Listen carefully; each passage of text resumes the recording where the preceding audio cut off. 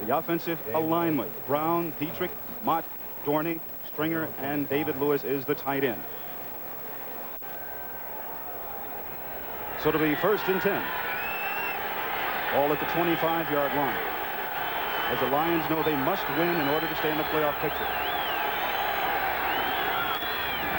This is James Jones. Jones tackled by Garden Veras. And Veras starting off at the left defensive end spot for the Patriots, along with Lester Williams and Julius Adams, a 15-year veteran. The linebackers: Tippett, Nelson, McGrew, and Donnie Blackman. The secondary, it's a good one: Ronnie Lippett, Raymond Claiborne, Roland James, and Fred Marion, who has 7 interceptions, tied for the lead in the AFC's conference. 2nd down now. It's Alvin Moore. He gets to the line of scrimmage and gets no more. Actually, he loses a couple of yards as Lester Williams, starting this afternoon, the 4-year man from Miami, Florida, makes a tackle. And this is the best Patriot defense, people tell us, in the history of the franchise, and that's some 26 years. They are aggressive, they are highly ranked, and you know what? They have those guys, especially at linebackers, the Steve Nelsons, the Andre Tippetts, who can make things happen. And it's really been one of the things that the Patriots have lacked here. There's a great aggressive defense, and they have it this year. 3rd and 10. 5 defensive backs in now for the Patriots. Hipple back to pass. Complete. This is Mark Nichols. Nichols to the 30-yard line and gets no more.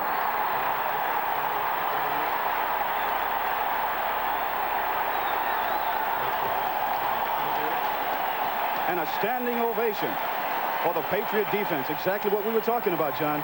We needed that short passing game. He tries to get the ball to Nichols and let him run with it. It's a high percentage pass, but that defense is aggressive, and Don Blackman made the play. And there was a fumble on the play. That's why the ovation, and Johnny Rembrandt came up with it. So immediately, that aggressive defense that we were talking about comes up with a big turnover.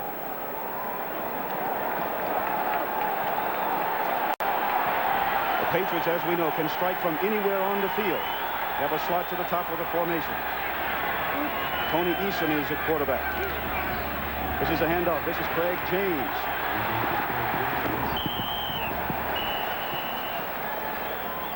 So the offensive alignment for the Patriots: Tony Eason at quarterback, Tony Collins, Craig James, who going into the ball game today needs only 88 yards to get 1,000 yards rushing, Stanley Morgan, and Irvin Fryer. The offensive alignment up front: Holloway, Hanna, Morris, Ron Wooten, Steve Moore, and Lynn Dawson, the tight end. 6 yards on the play. 2nd down and 4.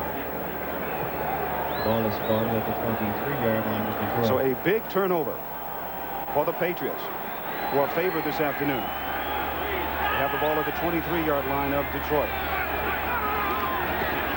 This is Craig James again.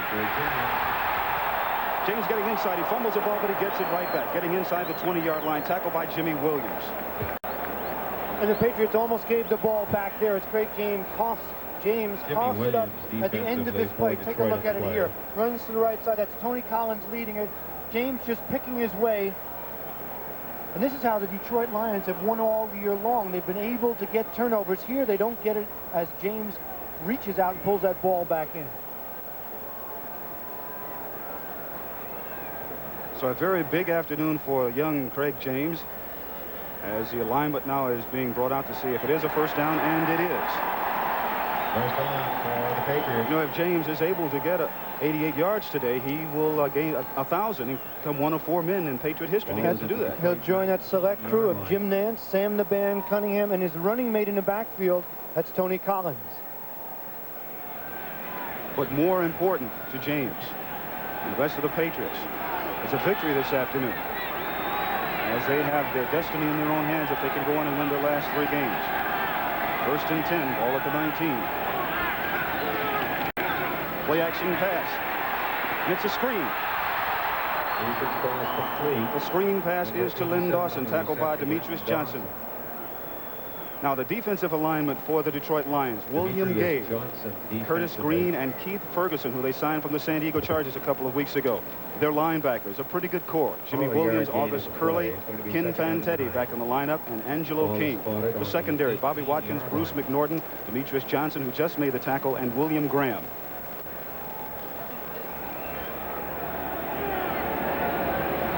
Pickup of only 1 yard on the play, 2nd and 9.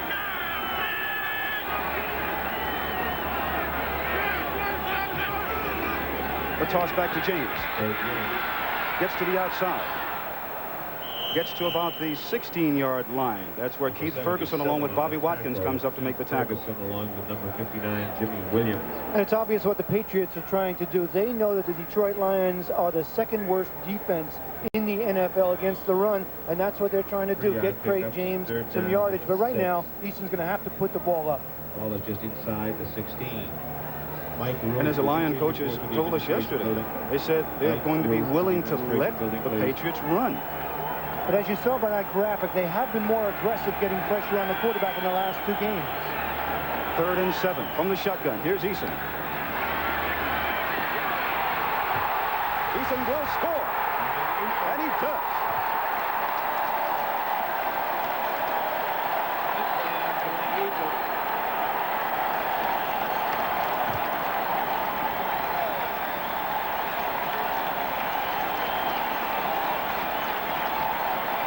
One of the things that Tony Eason has to learn is when to throw the ball, when to hit the carpet, and when to take off. Here he takes off, and watch him at the end of this play. Dives into the end zone. He wanted it, and it's an important game for Tony Eason with all the controversy around here with Steve Grogan. And that's his first touchdown of the season, Jim. 16 yards. Tony Franklin in to attempt the extra point conversion. And Eason is in to hold.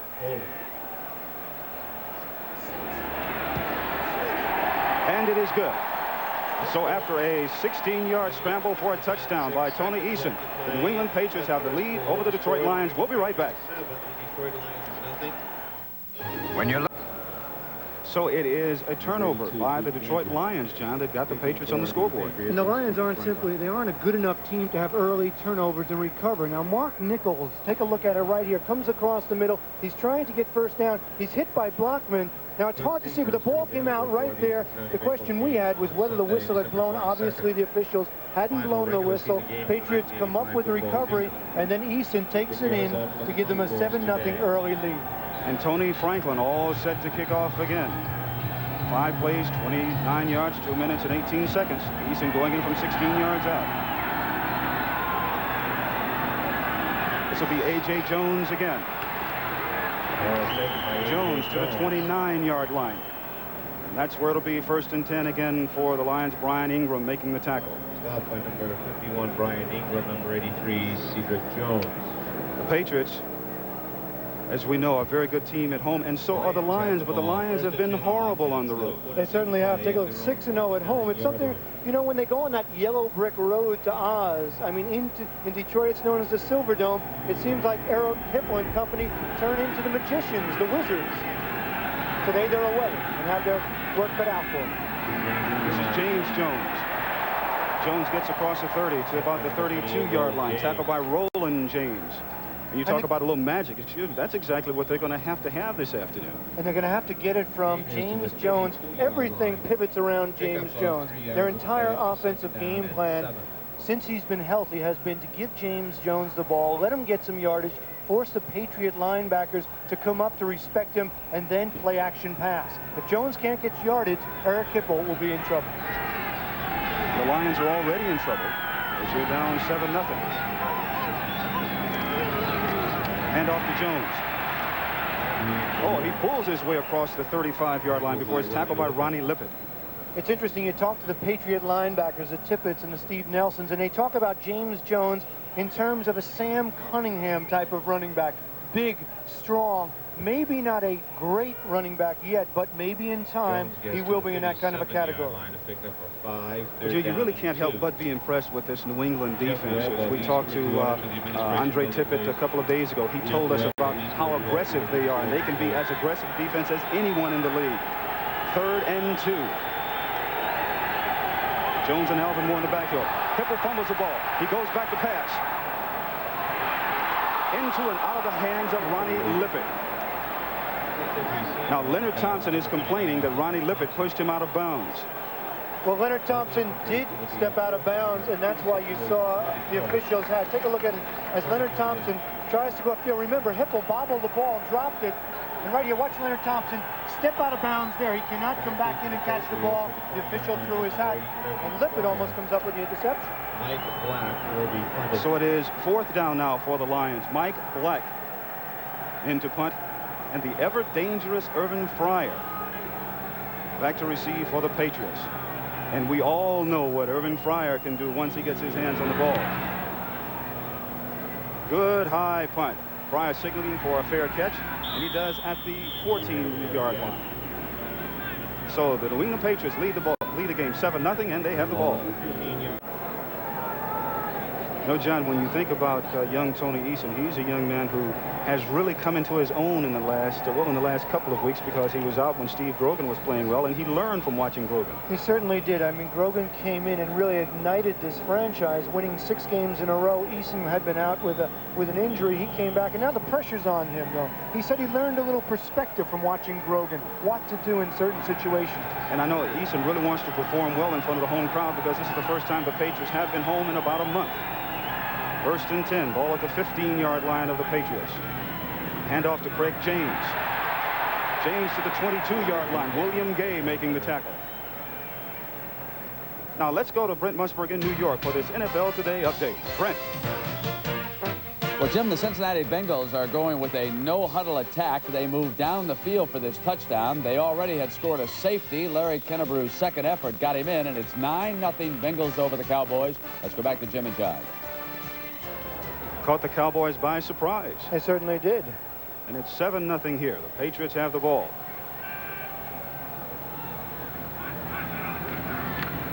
It's James again. Getting to the outside. There's a flag on the play. Craig James gets across the 25 to the 26-yard line. August Curley in on the tackle for Detroit. The preliminary indication is holding against the Patriots. Score updates around the National Football League. First quarter, Kansas City 7, Atlanta 0. First quarter, Cincinnati 9, Dallas 0. 73 offense, holding, 10-yard penalty, still second down. That penalty against the veteran John Hanna. 13 years out of Alabama, but that's the direction they'll go. Hanna and Holloway, the all-pro side of the Patriots line, the left side of their line, that's where they like to run the ball. And he is, you talk about an experienced veteran, he even called a play last week. We'll tell you about that a little bit later on in the ball game. 2nd and 13. Here's Eason. Gives the ball off to James. William Gay again in on the tackle for the Lions, along with Curtis Green. It was interesting last week about the play that John Hanna called, because the offensive linemen have so much confidence in themselves. They just told Tony Eason, hey, let's run this play. And it was interesting because Eason then said to Hanna, he said, well, you're going to guarantee me 5 yards? And they said, yeah, we'll guarantee you 5 yards. And they just got the 5 yards. 5 yards plus a little bit. William Gay, who has had a controversial career with the Detroit Lions, told us yesterday he wouldn't be surprised if he was let go next year, which is a surprise to hear a statement like that from him. From the shotgun, 3rd and 13. Eason throws over the head of Lynn Dawson. Intended for number 87, Lynn Dawson. And that will force the Patriots to punt. That'll bring up a 4th and 13 from the Patriots. There's still a lot of people in this area who say that when Tony Eason has a lot of time, that he's probably one of the better quarterbacks in the league. You know, one of the raps on Tony Eason is that he has nervous feet. When there's pressure on him, he reacts poorly. But you have to remember that Tony Eason is only in his 3rd year. He's working under a new offense. So all of those variables do contribute to the problems that Eason has had. Rich Camarillo all set to punt, and Pete Manley will receive for the Lions. He's at their 45-yard line, and Detroit should come out of this in pretty good field position.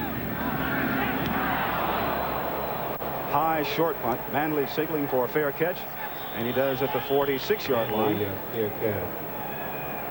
At the Patriots 45-yard line. Hey, John, next Saturday right here on CBS Sports. This is going to be a good one. The Chicago Bears going against your former teammates, the Jets. This is serious football. But, you know, if there's one team that can beat the Jets outside of Miami doing it last week, beats the Chicago Bears. It's the New York Jets because they have those tough guys, especially on defense. The Klecko, the Gastineaus, the Marty Lyons, who can mix it up with the Bears. That's 12 noon Eastern time right here on CBS. But today, a good ball game. Lions and the Patriots. James Jones gets the ball. I tell you, that Patriot defense just swarming all over the Lions. Larry McGrew in on the tackle. Larry McGrew, number 50. The linebackers are the best part of this defense. Take a look at them right here. McGrew, Tippett fighting off the block. Patriots, red, white shirts everywhere. Ball at the Patriots 44.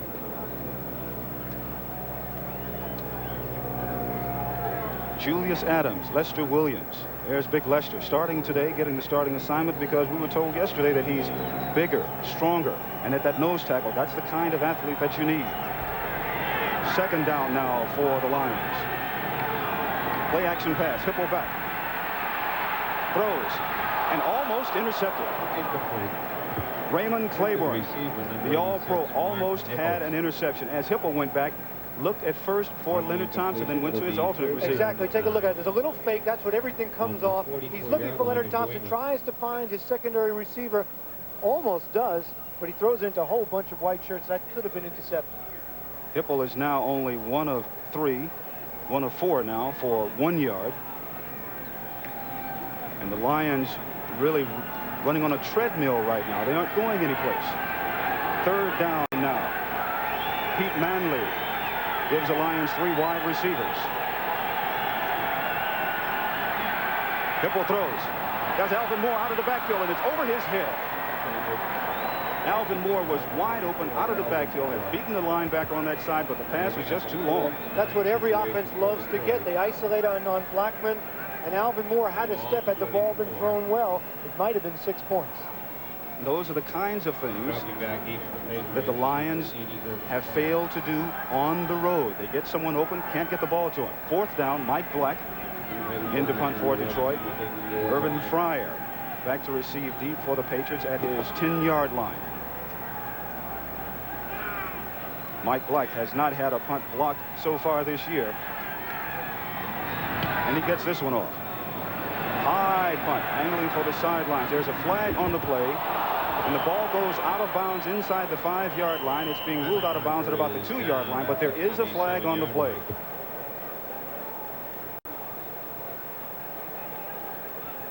Referee Gene Barth talking to his head linesman Bert Toller and the rest of his officials, getting the call all straightened out, and they will give it to us.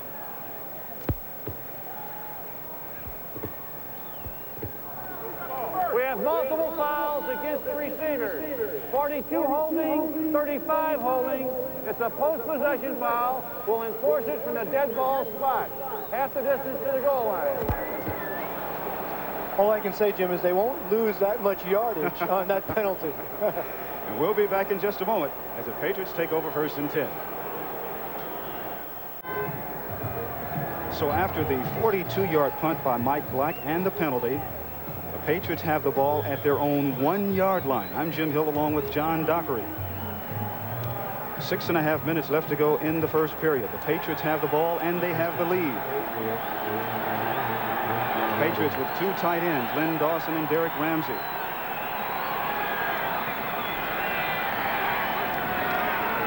A handoff goes to Craig James.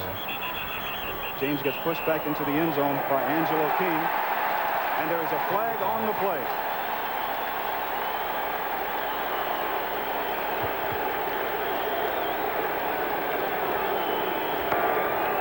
Personal foul, late hit, number 59 defense. 15-yard penalty, first down. You question that call against Jimmy Williams, John? Well, I question it. It's the worst time in the world when you have a team backed up on their own end zone, 1-yard line, and take a look at it right here. It's questionable. You don't know whether the whistle had blown or not. Williams is just coming in to finish it off. Very questionable. What it does is give the Patriots some breathing room and a first down. It certainly gets him out of a big hole. Gives him a 1st and 10 at the 11-yard line. It's James again, right up the middle.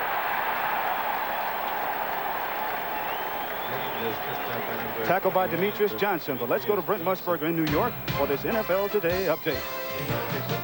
Well, Jim, you and John are going to find this hard to believe, but in less than 6 minutes, the Bengals opened up a 16-point lead on the Cowboys. Here's a 45-yarder from Boomer Esiason to Eddie Brown, and yes, they are still going without the huddle. One way to keep the blitzers off the field. Let's go back to Jim and John. Brent, you're absolutely correct. That is hard to believe. And I can see the Giants in New York jumping up and down. You better believe it. The handoff again to James. Tackle by August Curley. Or I should say the Giants in Houston, because they're playing down there, and if Dallas should lose and the Giants win, we'll be tied up in that NFC East. Pick up of a yard, 2nd down to 9 at the 29. So it'll be second down. First quarter update, Cincinnati 16, Dallas. Patriots have the lead 7-0. Let's take a look at some scores here up in Green Bay. We were there last week, John. Remember that? Miami over the Packers 6-3. Miami 6. St. Louis over the New Orleans Saints 7-0 in the first quarter. And it's Kansas City over Atlanta 14-0 in the first period. 2nd and 9 for the Patriots. Handoff to James again. But it looked like he missed the handoff, and Eason held on to the ball. So Tony Eason trying to make the handoff to Craig James, misses it, and Eason hangs on. Loss of 2 yards on that play to the 27-yard Let's see what Eason does right here. You see how wide Craig James was? It was either a problem with the quarterback not coming to James or James being too wide. But wisely, Tony Eason tucked it away so there wasn't a fumble. He had to reach, and that ball could have come off the hip, as you've seen many times when a quarterback has to reach to a running back, but he wisely tucked it away. So Stephen Starring comes into the ball game now to give the Patriots 3 wide receivers, 6 defensive backs now in for the Lions. From the shotgun. And there's a flag on the play. Preliminary indication is delay of game. Delay of game, number 11 offense, 5-yard penalty, still 3rd down. So all of a sudden, John, we're seeing a couple of mistakes now by the Patriots. And Tony Eason, we talked to him yesterday, and I thought he was extremely uptight. Earlier in the year, he was relaxed. He had come off a great season the year before, 3rd-ranked passer in the NFL. But yesterday, he was very tight. And all the controversy with Steve Grogan leading the Pats to all those victories, I think, has affected Tony Eason. On 3rd down, again from the shotgun. Eason throws. Complete to Irving Fryer. Tackle made by Angelo King. Very, very questionable pass pattern there. A difference in style. You have to wonder if Steve Grogan wouldn't have gone upfield and tried for the first down with Stanley Morgan. Instead, what does Eason do? A safe, high-percentage pass over the middle to Fryer in the hopes that Fryer will catch the ball and be able to run for the first down. Pete Manley all set to receive Rich Camarillo's punt.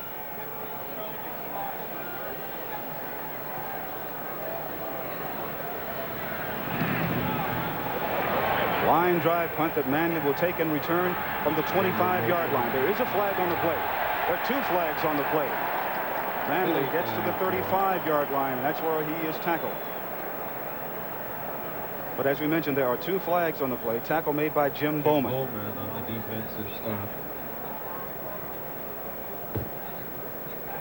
That punt was 49 yards. And players from both sides now, John, indicating that the penalties are against each other. We have fouls. We have 96 on the receiving team holding. We have ineligible downfield illegally on the kicking team. Number 54 will replay the down.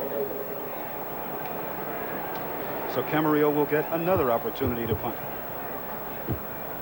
And you look at the Detroit Lions, Jim. You look at them as a team, and they are 7-6. They're in the playoff hunt, as are New England Patriots, obviously.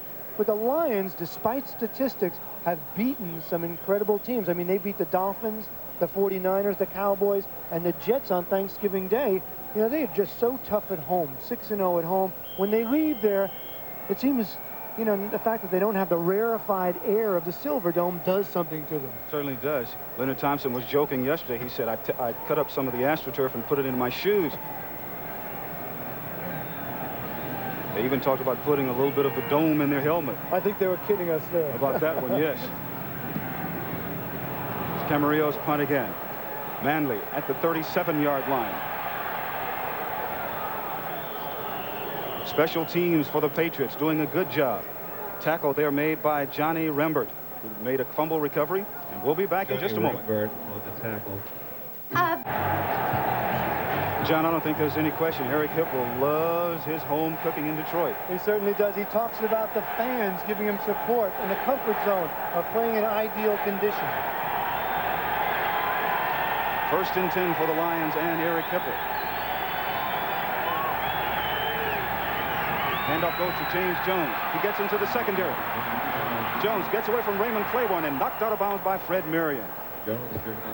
There's a perfect example of why the Lions depend so much on Jones and why their offense surrounds him. Exactly, and you know, this team is obviously without Billy Sims, out with a knee injury all year long. That's good blocking. And then Jones, surprisingly fast for a big man. See him change hands right there and use the stiff arm to get extra yards. James Jones with a big pickup. A pickup of 21 yards. Ball is at the 35-yard line of the Patriots. 3 wide receivers now in for Detroit. Mix up in the backfield. Hipple rolls, throws, complete to Mark Nichols. Nichols inside the 15, tries to run over a defender and gets down to the 12-yard line. Those are the kinds of plays that Eric Hipple runs so well. A little play-action fake. And then Nichols just comes across from the other side. It's a tough play for a defensive back. See Lippett covering him, and watch Nichols. They're playing a zone, so Lippett lets him go. That leaves Nichols wide open. Hipple rolls out, finds him for the first down. A pickup of 22 yards, and all of a sudden, John, just like that, the Lions are threatening. And once again, it was the running game. James Jones with the big run, setting up the pass play. Ball at the 12-yard line, 1st and 10. Hipple back to pass. Throws into the end zone. Over the head of Mark Nichols, covered there by Ronnie Lippett. Receiver number 86, Mark Nichols.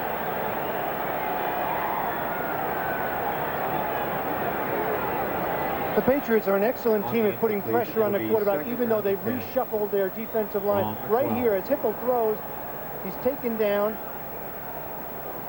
by Lester Williams. And remember, that Patriot defensive line, as you look across it, has the oldest defensive lineman in the league, number 85, Julius Adams.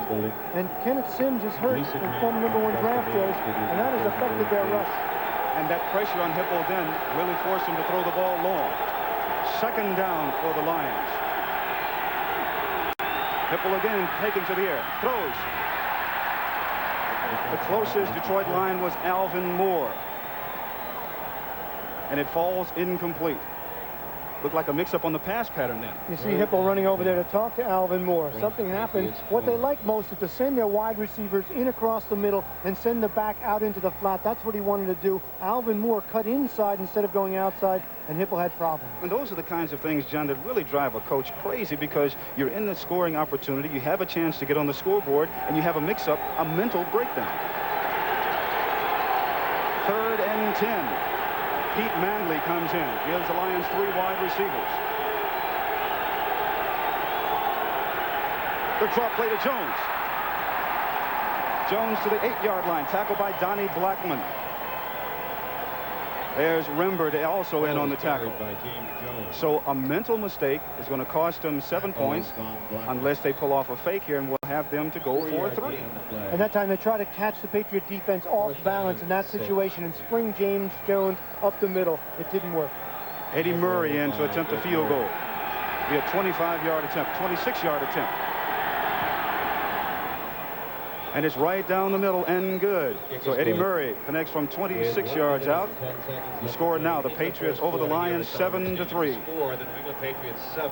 This is a very important game for both clubs, as we all know. Next Sunday right here on CBS, another big important game, John. The New York Giants against the Dallas Cowboys. The Cowboys are trailing right now. Green Bay versus Detroit, and St. Louis taking on the Rams out in Los Angeles. Oh, what a big game for the Giants. As you look at the standings in the East, if Dallas loses today, they'll be 9-5. If the Giants beat Houston, they'll be 9-5 and will be deadlocked for first place in the NFC East. And the score of that game, Cincinnati leading Dallas 22-0. Boomer Esiason and Eddie Brown. Boy, can you believe they're shutting out Dallas? Whew. Catching Dallas by surprise, as we saw in the update from Brent Musburger, going from a no-huddle offense.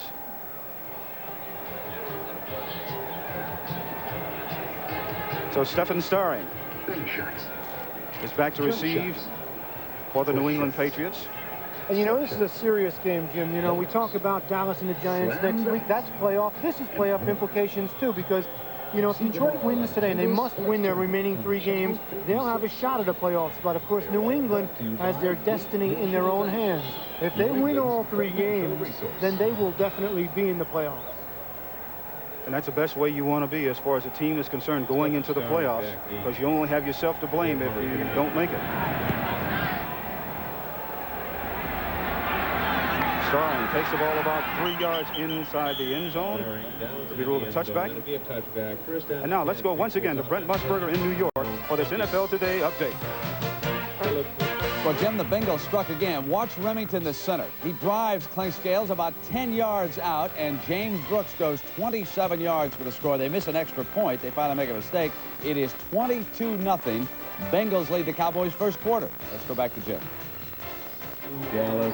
I really find that hard to believe. So do I. Remember, Jim, that Cincinnati is not out of it in the Central in the AFC. I mean, they're 6-7. Cleveland leads at 7-6 in that division. The Patriots have the ball 1st and 10, and they have the lead as Tony Eason goes back, trying to set up the screen, and he does to Craig James. James has some running room. James gets enough yardage for the first down as he gets to the 36-yard line, tackled by Elvis Curley. And guess who is out in front? Number 73. Take a look at the left side of your screen. Watch him, John Hanna. Gets a block, then slips out, and watch him get a second block. See him outside? He takes on a lion, takes him down. Good blocking by number 75, Guy Morris. And Craig James does the rest. Ideal. That's how you draw it up on the blackboard. Certainly does. And, you know, when you go behind someone like a Hanna, we saw their offensive unit yesterday. They're so loose and relaxed and having fun. And I think that's the key to it right now for the Patriots. The Lions now with 4 defensive linemen in.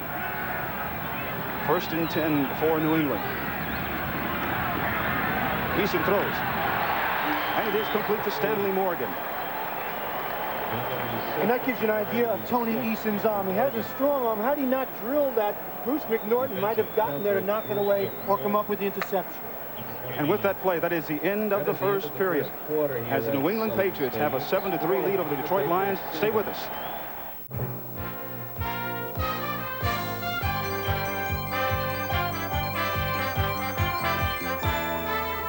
CBS Sports coverage of the National Football League is sponsored by Miller Beer. Miller, made the American way since 1855. Toyota, who reminds you to get more from life. Buckle up. Who could ask for anything more? And by the astonishingly simple new Sony Handycam. All the excitement of video movies now in the palm of your hand.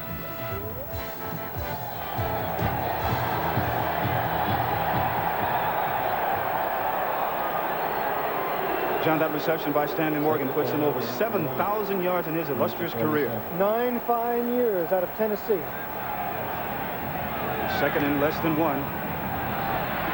Right up the middle is Tony Collins, and Collins gets enough yardage for the first down. In Detroit territory. Keith Ferguson making the tackle for the Detroit Lions. Interesting contrast here. Tony Collins at one time was the star, the featured back. Now he's the blocking back for Craig James. It was only 2 years ago that Tony Collins went over 1,000 yards, and now it's Craig James, as you mentioned, getting closer to that 1,000-yard mark. Ball at the 48-yard line of the Lions. Eason throws. Complete. Eason's pass complete. That's Derek Ramsey, and we were told that when Tony Eason goes back into the ball game, he likes to throw to Derek Ramsey. He certainly does, and he's been criticized for having nervous feet. Here, he steps up the way you should. He waits, and then he drills the ball. See that arm? And gets a completion to Ramsey. And it gives the Patriots a first down at the 32-yard line of Detroit. The Patriots have a 7-3 lead. 13:50 left to go in the first half. Hand off to Tony Collins. Collins gets back to about the 30-yard line. Curtis Green along with Jimmy Williams making the tackle. And Jimmy Williams made an outstanding play there. A linebacker taking on the big pulling guard, John Hanna. He turned the play back inside. He kept Hanna off him, and that forced, gave his other teammates time to come and to make the tackle. Well, Jimmy Williams knows, as he told us, he wants to be a big play person, and he has to make those kinds of plays in order to be successful and for this defense. Second down, and Eason is back to pass again. The blitz is on. He throws it away. Once again, Irvin Fryer says it is a completed pass, and it is. But the pass is being ruled complete to Stanley Morgan. Irvin Fryer right over there giving the officials a little hand. Stanley Morgan coming back for the ball. As Eason is hit after he throws it. Take a look at him right here. Good blocking. Delivers the ball, and watch him come back. See him come back and get those arms underneath it before it hits the turf. Excellent play by Stanley Morgan. And Eason doing an excellent job of standing right there, even taking the pressure as he was hit then by August Curley. First down.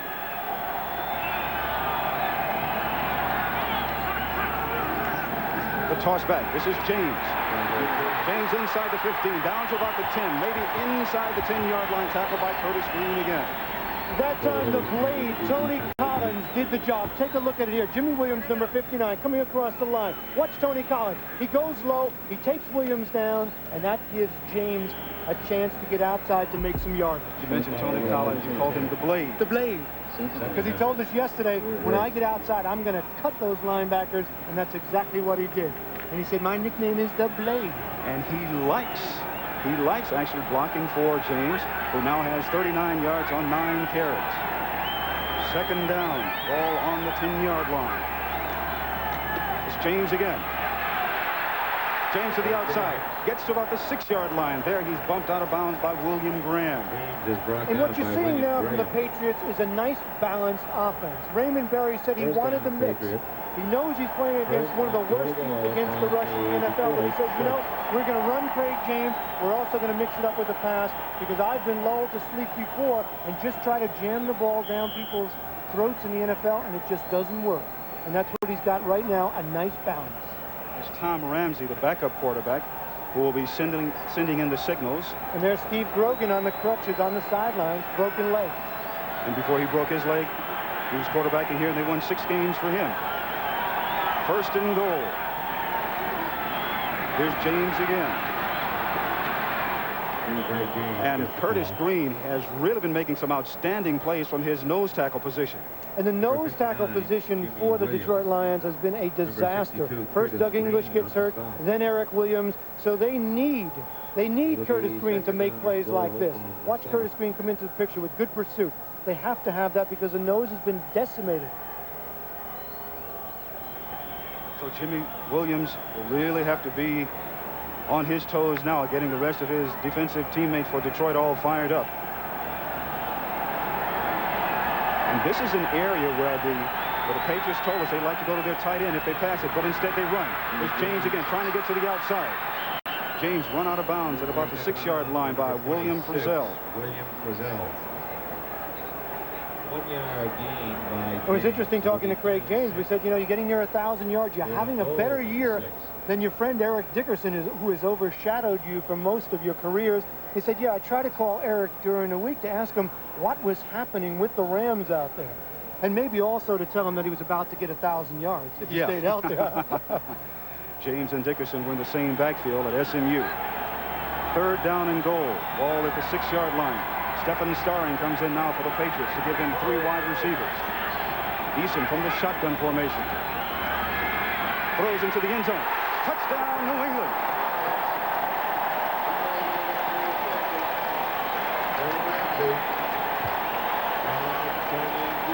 We mentioned that Tony Eason likes to look for their tight end, Derek Ramsey, down by the goal line. And what a move he put on number 26, Frizzell. He faked outside, went inside. See Frizzell, he's about 3 yards behind. That's because Ramsey put a quick move, fake to the outside, and then went inside. The first touchdown reception for Derek Ramsey this season. Isn't that hard to believe when you consider the year he had last year, 66 receptions, 7 touchdowns? Of course, it is a different offense than this. That's right. And his favorite quarterback is in right now. He likes Eason, and they like each other. Tony Franklin in to attempt the extra point conversion. And the New England Patriots have a 14-3 lead over the Detroit Lions. Stay with us. We'll be right back. Now, the Patriots will kick off from the 30-yard line because on a touchdown pass to Derek Ramsey, Irvin Fryer came over, grabbed the ball, and spiked it. And as you know, there is no celebration in the end zone. Alvin Hall is set deep to receive and gets it at about the 19-yard line. Alvin Hall over the 30 to the 31-yard line. That's where the Lions will take over 1st and 10. And now there is even more pressure on Hipple. You know, you mentioned earlier in the beginning of the show, Jim, the Dr. Jekyll and Mr. Hyde character of the Detroit Lions. Well, Eric Hipple is in that category because at times he looks like a Joe Montana or a young Theismann as you look at the home and road records for Eric Hipple. Other times he looks like a sandlot quarterback. I mean, that consistency. He's starting to get it, but all season long he's been up and down. It's been a roller coaster ride. And right now that roller coaster is at a low. As far as the Lions are concerned, Hipple has only completed a couple of passes and goes back to see if he can complete a third. He throws. Complete to Alvin Moore. Moore has some running room. Moore run out of bounds by Fred Marion. And this is a smart play. They know they don't have the dominant people on offense to control a good Patriot defense.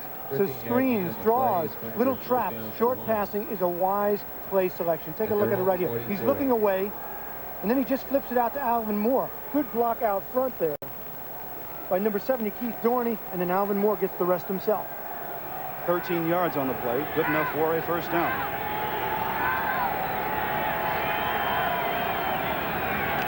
There's a flag on the play as James Jones gets the ball.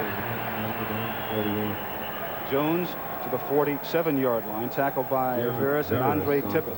But as we mentioned, there is a flag on the play. Illegal motion against the Lions. It looked like Mark Nichols was moving just a little bit ahead of the snap.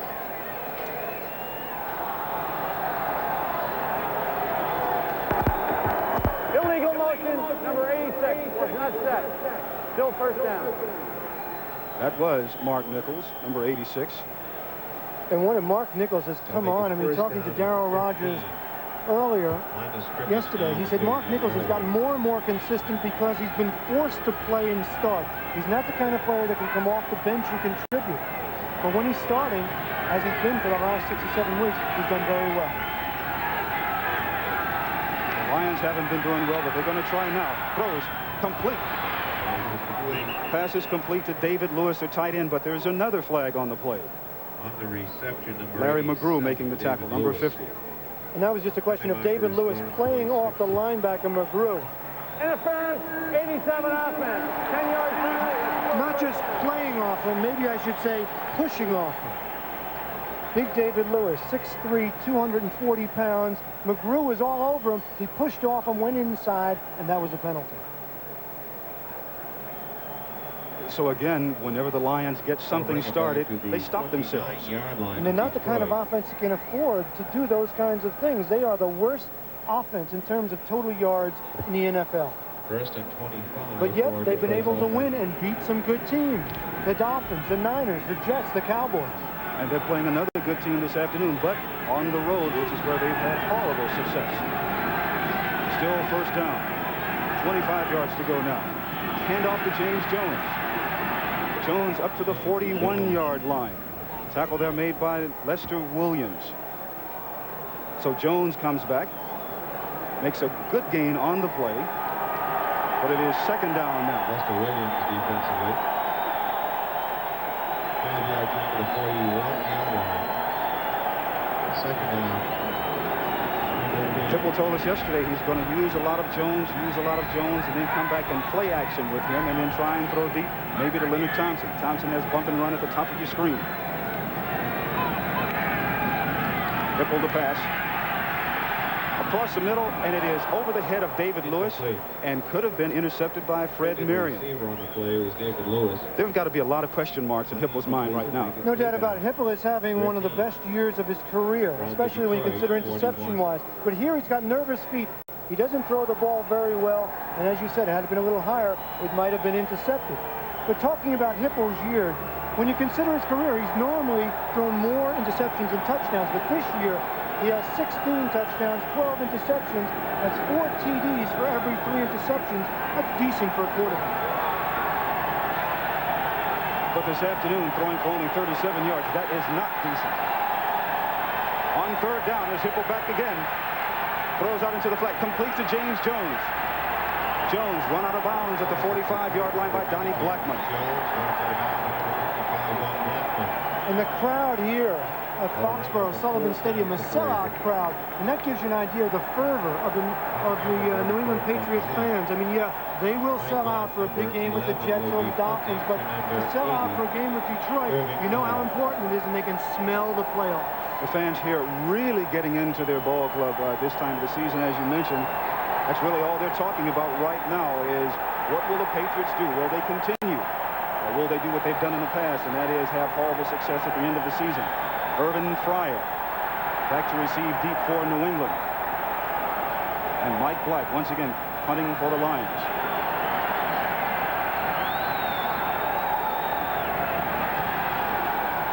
Black angling towards the sidelines. Here's Fryer at the 14. And gets to about the 16-yard line where he's tackled. And that's where the Patriots will take over 1st and 10 when we return. They have the lead, 14-3. The Patriots have the lead, they have the ball, and they have Big John Hanna, who's their leader up front. Boy, was he loose in the locker room. He's wearing that Jet T-shirt yesterday in the locker room. He said, "Where'd you get that?" He said his friend Joe Klecko gave it to him. Of course, they're not pulling for the Jets up in Buffalo today. Not at all. And right now, they're pulling for each other. Mosi Tatupu in the backfield now with Tony Collins. And Collins gets the ball, running behind Hanna. Collins to the 18-yard line before he's tackled there by Keith Ferguson. Other scores this afternoon, Indianapolis and Chicago tied at 3 in the second period. Kansas City over Atlanta, 21-7, also in the second quarter. St. Louis leading the New Orleans Saints 14-3. And the Jets over Buffalo 14-0. John, your team doing it there. Oh, and Wesley Walker, 96-yard touchdown pass from Ken O'Brien. Second down here for New England. Tony Collins again. Collins to the 23-yard line. Curtis Green, who has been in on just about every tackle this afternoon, makes another one. And of course, the Jets have to continue to win. They are winning up in Buffalo, and if they do, they'll stay tied for first with the Patriots, should the Patriots win. Kind of strange now. Craig James is out, Collins is in, and we talked to him yesterday. We asked Tony Collins, "Hey, have you been talking to Craig James about getting 1,000 yards?" He said, "Yeah, I told him there's no other feeling in the world like it." It certainly is a special plateau for a running back. And Collins is pulling for James. On third down. It's Collins again. Collins into the secondary. You better watch out. He has some speed. Tony Collins gets to the 49-yard line of the Detroit Lions before he's knocked out of bounds by William Graham. It's a first down for the Patriots. And this is the left linebacker's job. We'll take a look at 59, Jimmy Williams. Right there, he gets blocked out. Then Collins, who hasn't carried the ball that much this year, cuts to the outside and gets big yardage. Jimmy Williams right here, fighting off the blocker. That's Mosi Tatupu leading the way. And then Collins just cuts inside. He was too occupied. He didn't get his hands out in front to play off the blocker. That's why Tatupu's in there, to make those kinds of blocks. First down now. Eason goes back to pass. Sets up the screen. Complete to Collins. He has a couple of blockers. Good block by John Hanna.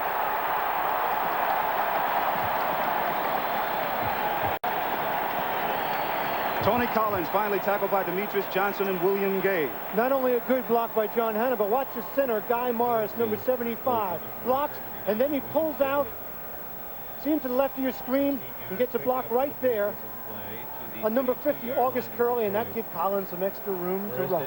He picks up first down, 16 yards on the play.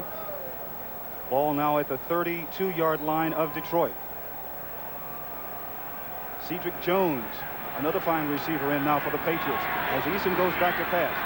Throws to the near sideline. The pass is ruled complete. Cedric Jones, who just came in the ball game, we talked about him being another good receiver, and they go to him immediately. And Cedric Jones doesn't have the great speed, but he has the know-how and the sense of knowing where he is on the field. Watch here how he brings his feet just down inbounds for the completion. See him right there leaning, both feet inbounds for the reception. Do you agree with me that the Patriots probably have the finest core of wide receivers in the NFL? Boy, if they don't, it's very close. When you look at Stanley Morgan, Irvin Fryer, Stephen Starring, Cedric Jones, they are outstanding. Eason, 9 of 10 for 98 yards. The toss back to Collins. Collins gets inside the 20, down to the 15-yard line. William Graham, along with Angelo King and Curtis Green, in on the tackle for Detroit. And right now, this game belongs to New England Patriots. They're dominating the line of scrimmage with their big offensive line. Of course, we know the Lions are having their problems on the defensive line. I mean, you bring a guy in a few weeks ago who was waived by the San Diego Chargers, Keith Ferguson, and you're starting him on your defensive line. You know you're very thin. Wayne Fonts was telling us yesterday, defensive coordinator for the Detroit Lions. He said people that we get off the waiver wire are better than the ones that we had originally. Says something about the talent on the Detroit Lions. Certainly does. Hand off up the middle to Mosi Tatupu.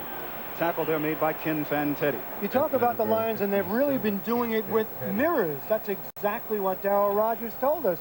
And take a look at Fantetti's an example of that. Number 57, out most of the year with injury problems. Here, he meets Tatupu. And I'll never forget what Monty Clark once told us about Fantetti. He said, he is my deluxe hitter. When he hits people, it's high on the Richter scale. Well, I think Tatupu can attest to that right now because he was stopped right at the line of scrimmage. Stephen Starring comes in to give the Patriots 3 wide receivers. Craig James is back in the backfield now. Eason from the shotgun. Throws off the blitz.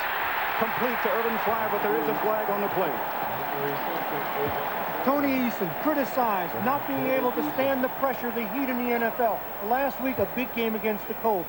Burned him for 3 touchdowns on blitzes. There the blitz comes, he gets rid of the ball in a hurry. A preliminary call by Gene Barth, illegal motion against the Patriots. But remember what Eason told us yesterday about the blitz. He said, I hope they blitz more. Illegal motion, 67 offense, 5-yard penalty. We'll replay the 3rd down. I think Tony Eason has grown up a little bit this year. He's gotten enormous criticism from the fans and from the press here in Boston. So much as questioning his courage. I mean, and this is a tough sport. This is a brutal sport. The one thing you always have as a ball player is your courage. And they were saying that maybe Eason didn't have the wherewithal or the character to stand in there. Today he's doing it. Last week he did it. And doing a fine job. 4 minutes, 9 seconds left to go in the first half from the shotgun again. Eason steps up into the bucket. Good job, but he throws behind Craig James. That time he had a little time. He was a little edgy. His feet were nervous. But he's been in a tough situation all year long because Steve Grogan was a favorite of a lot of the veterans on this veteran Patriot team. And as the Patriots get set to attempt a field goal here, as Tony Franklin has not had a field goal blocked as he's been a member of the Patriots, he did something for his people up front. He bought them all a pair of cowboy boots. The boots cost about $100 a piece. Over $1,000 in gifts. Well, you got to take care of the people who take care of you. You better believe it. They're going to try and take care of him now as Eason is holding for his field goal attempt. This will be a 38-yard attempt. They protect, and it's good again. So Tony Franklin from 38 yards out. And the New England Patriots extend their lead over the Detroit Lions, 17-3. John, that 38-yard field goal was good, but not by much. When you see it, you'll see it hits the upright way up high. Watch it right here, and then it spins through. It's good. Tony Franklin will be Look at Tony. To number Yes. 35 for the Lions, Alvin Hall. Tony Eason and Tony Franklin celebrating. So Franklin, who has bought cowboy boots for his linemen up front that protect him on field goal attempts, connects from 38 yards out. The Patriots have a 17-3 lead over the Detroit Lions. And just about everywhere you go in town, when you ask people if the Lions have a chance at this ball game, just about everyone I've heard talk to said, no, absolutely not. They believe in their Patriots. They have an outstanding defense. They have some weapons on offense, the Patriots do, and they are in the playoff hunt.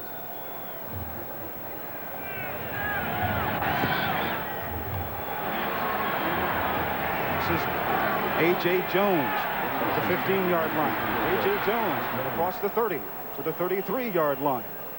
Lions will take over 1st and 10. Tackle there made by Rod McSwain. This really tells the whole story, doesn't it, John? It really does. They're doing absolutely nothing offensively, Detroit. But really, they are the worst offense in terms of stats in the NFL.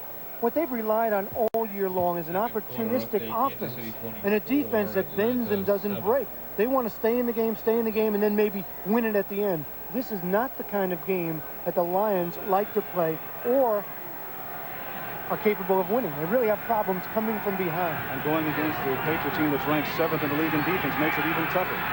Hipple throws across the middle for David Lewis, and it is ruled incomplete. And remember, Hipple talked to us a little bit last night. He said, you know, really what we want to do is we want to run the ball to James Jones. We want to set up the play action. We want to move a little bit. But just in case we can't run, we've been working on our drop-back passing game all week. And that first down graphic tells it all. 13-3, first downs, New England. Hipple's only completed 5 of 11, 45 yards. Second down and 10. Hipple back to pass again. Throws down the middle. Pass was intended for Mark Nichols, and he met all kinds of traffic in Fred Marion and Raymond Claiborne. And Eric Hipple ought to thank Mark Nichols for preventing an interception. He goes for the ball right here. Hipple dropping back. You see him backpedal? He wants to throw to the left side. He wants more vision. That's the reason he backpedaled. There, Nichols just went for it to keep the interception out of the hands of Raymond Claiborne. So Mark Nichols, who has done a fine job of receiving passes, then prevented an interception. But my, oh my. The Lions have not done anything this afternoon on third down, and they're faced with that same situation now.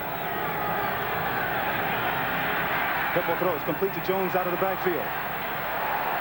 Jones tackled at the 40-yard line, and it will not be enough yardage for the first down. Andre Tippett, who's having an all-pro season, makes the tackle. Andre Tippett, who made the tackle, has 13.5 sacks. And watch the pressure on Hipple. That's Julius Adams, number 85. Lomas Brown is doing a good job on him, but at the last minute, up the middle, Garen Veras comes in and gets to Hipple's feet. So Mike Black is into punt now for the Lions. Punting is Mike Black. And he better be careful, because if Irvin Fryer has some room, he can really make things happen. Fryer has it at the 19. And Fryer trying to make things happen. Irvin Fryer at the 50. Fryer at the 40-yard line. Fryer still on his feet. Finally knocked out of bounds.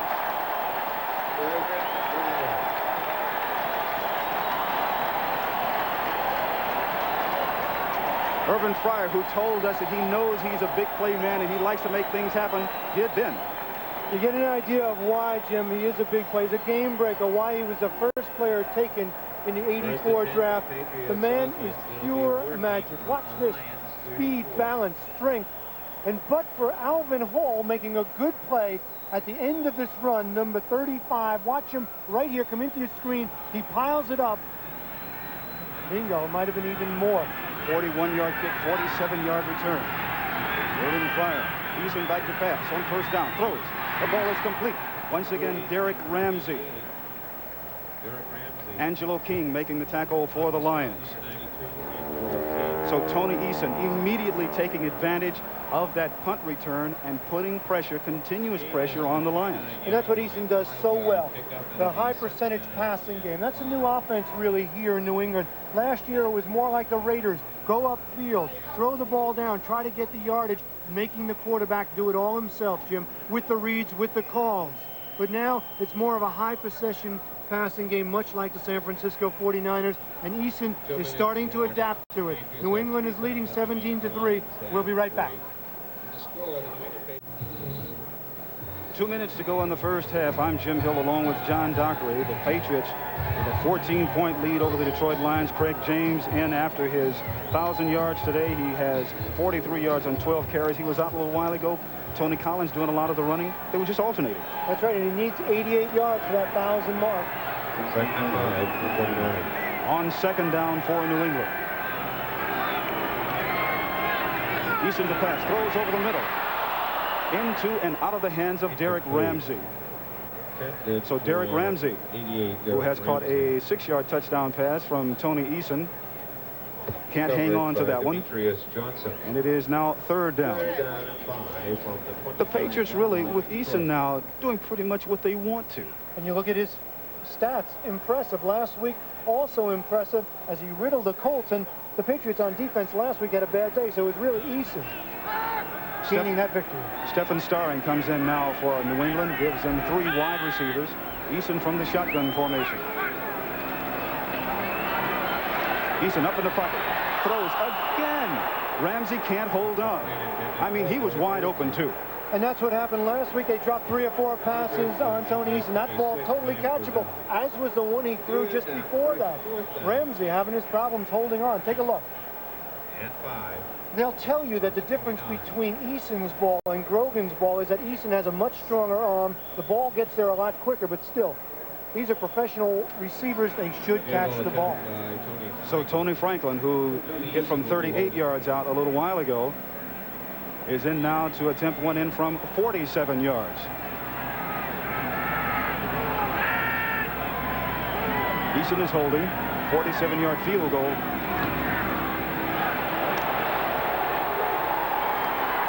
Is no good.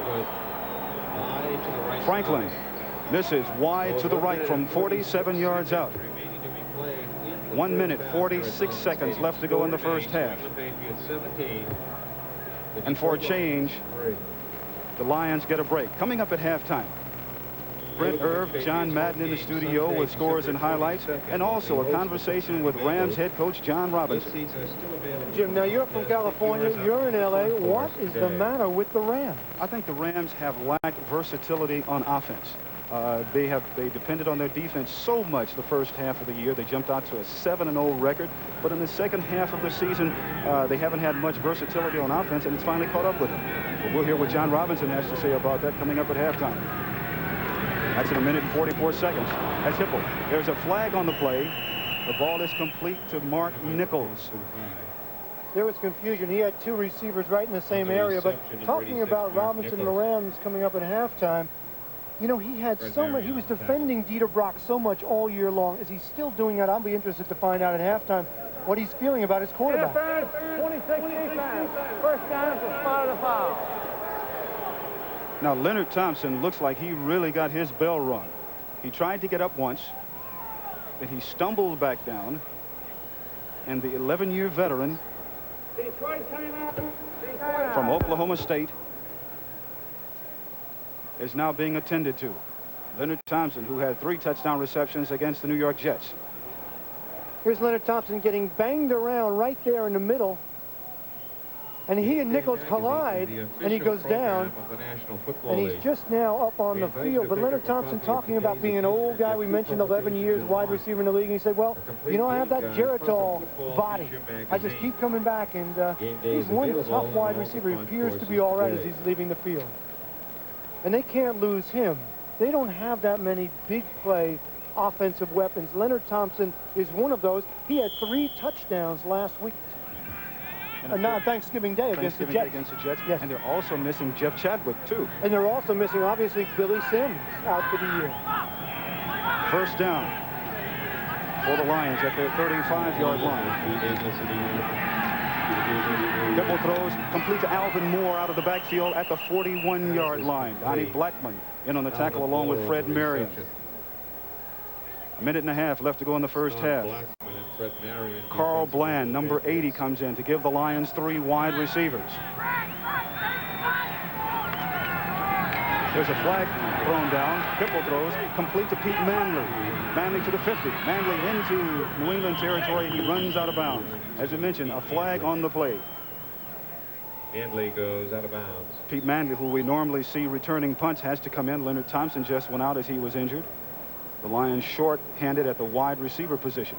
Defense, 56, offside, penalty refused, first down.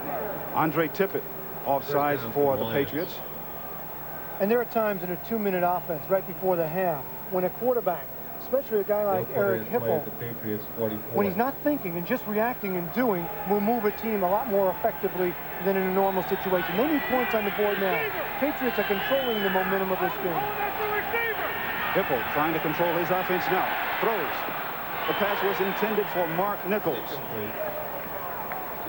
Roland James defending for the Patriots. And once again, Hipple throwing the pass, but a lot of pressure being put on him. You see Julius Adams, number 85, coming from the outside. Lomas Brown doing a good job from the backside, though. He does get pressure from Lester Williams, number 72. You know, you were talking about Hipple, rushing and completing a lot of passes. That's when he says he operates at his best, when he doesn't have to do a lot of thinking and just react. He's only completed half of his passes this afternoon. Second down, 1 minute and 7 seconds left to go in the first half. And Hipple is sacked.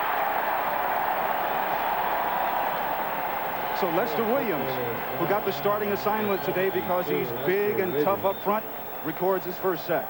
And the Patriots have been waiting for Lester Williams to come of age. He's had injuries over the last 3 years, but he was the top draft choice with Kenneth Sims in that draft back in 1982. Here he gets pressure, and you mentioned they started him for that specific reason in place of Dennis Owens, because they needed more rush. They needed more strength, and Lester Williams can do that for the Patriots. And Lester gives them a little enthusiasm, too. There's a timeout on the field taken by the Lions.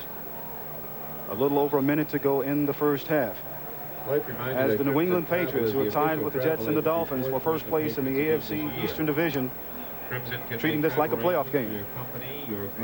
We're told that Leonard Thompson will return. He was just shaken up a little bit, and as you mentioned, John, they certainly need that guy. Oh, they certainly do. They don't have that many big play receivers. Hipple's along the sideline. Now, this is normally a conservative offense. Right here, he has to stretch it out a little bit and try and get at least a field goal. 868 2600. The Lions still have one more timeout remaining. The Patriots, their full complement of 3. The reason they have all of theirs, things have been going their way the first half here. Patriots lead at 17-3. It's third down now for Detroit. Hipple with plenty of time, throws to the corner for Pete Manley, but Raymond Claiborne had him covered like a blanket. Raymond Claiborne. You know, Raymond Claiborne is an amazing story. 119 consecutive starts for a defensive back, 9 years in the league. I mean, he's just so smart. He knows the situation right now. He knows what Hipple has to do. I mean, he was almost running that pattern before the receiver was running, and that comes from having the knowledge, the head, and the athletic ability. Looked like Claiborne was the intended receiver. Sure did, yes. That's right.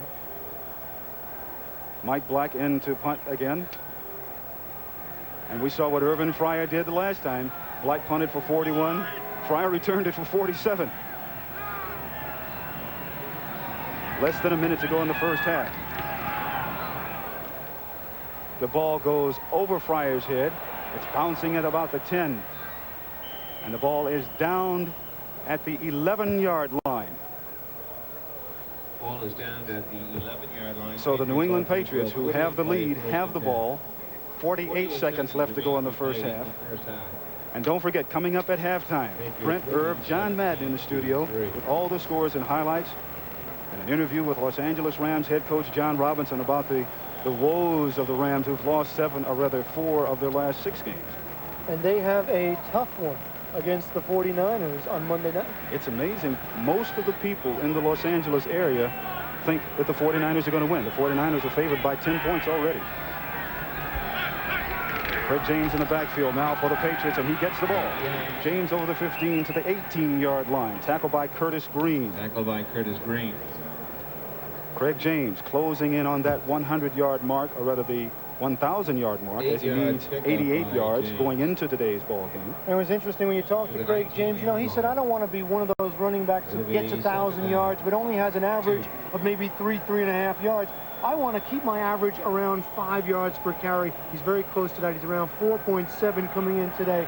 So Craig James wants to earn it with that good percentage on the ground per carry.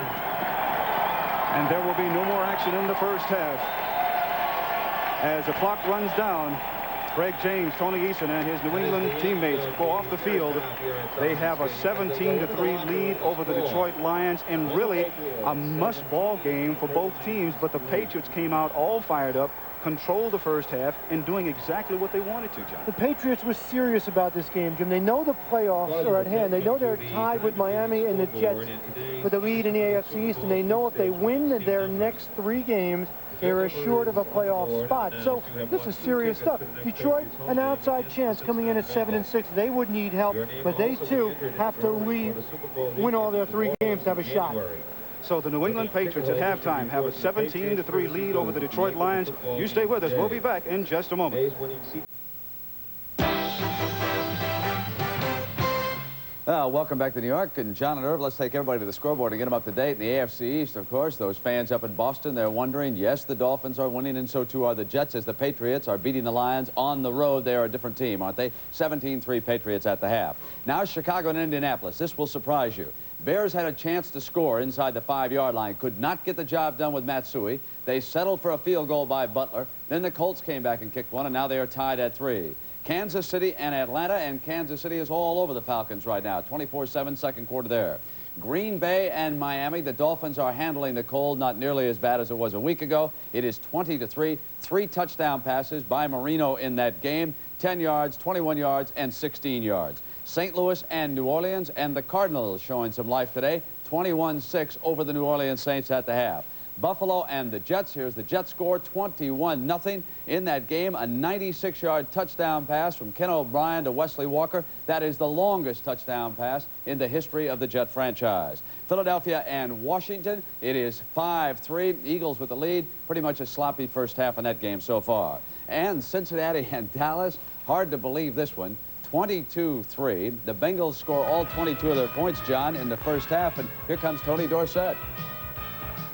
This is one of the funniest looking fumbles I've ever seen, if that can be funny. But look at how that ball popped back about 15 yards before Danny White picked it up. Here comes the safety, Irv. Boy, I tell you, Ross Brown, number 79, see him put the pressure on there and first nailed White in the end zone for the 2 points.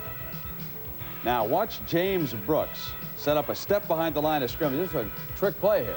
Well, what it was, it's a 4-0 Dallas defense. You see Dexter Clinkscale, 47, was Jason Brooks here. He was lined up as a nose tackle against Remington. And, Irv, they were able to get some heat on Esiason on this play. Well, I tell you, they did. On this play with John Dutton on him and Jesse Penn on him, Esiason went out with a knee injury. All right, John, can the Cowboys come back? I think they can, you know, especially with Esiason out now. They got that thing. They're probably settled down now. They'll come out in the second half, but it's an uphill battle. All right, the NFL Today will continue on CBS after these messages from your local stations.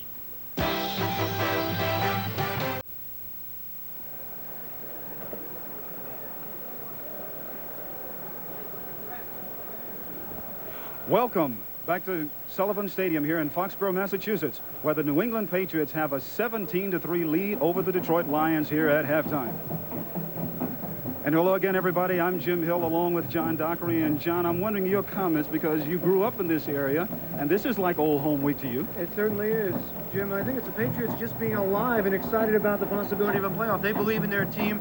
They have an outstanding defensive club. They have Tony Eason back at quarterback, and you can feel him getting some of his confidence back. He had a good first half. They had a good first half running the ball and mixing their offense with a balanced attack. And speaking of Tony Eason, it was his scramble in the first quarter that led him to the first touchdown. You know, Jim, you and I both know that you cannot play offense in the NFL these days in 1985 unless you have mobility, agility. Tony Eason shows it here. He's looking downfield. He can't find anybody, so he tucks it away and takes it in for a 16-yard touchdown. Patriots led 7-0. That, Jim, after Mark Nichols' fumble, helped to give the Pats the ball. Not only is Eason doing a fine job of running the ball, he's also doing a great job of passing the ball. 10 of 14 for 102 yards, 1 touchdown pass. That one a 6-yarder to Derek Ramsey. You know, he likes the tight end. It's the kind of offensive man that he wants. Take a look at here, left side of your screen. You'll see Derek Ramsey. Good fake on Frizzell, come inside, touchdown. That's 14-0 Patriots on top. Kind of strange, the first touchdown reception by a New England Patriot tight end so far this year. It certainly is. And you know what, Jim?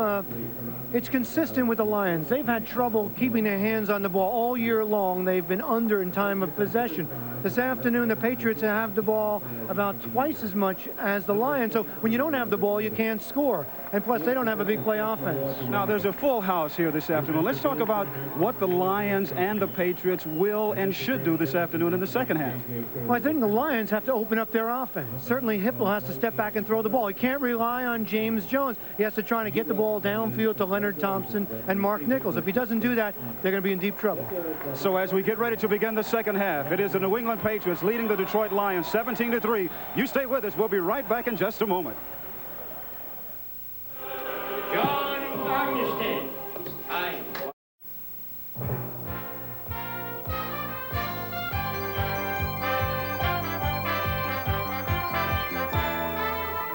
CBS Sports coverage of the National Football League is sponsored by the new Chrysler Corporation. We don't want to be the biggest. We just want to be the best. And by light beer from Miller. Everything you've always wanted in a beer, and less.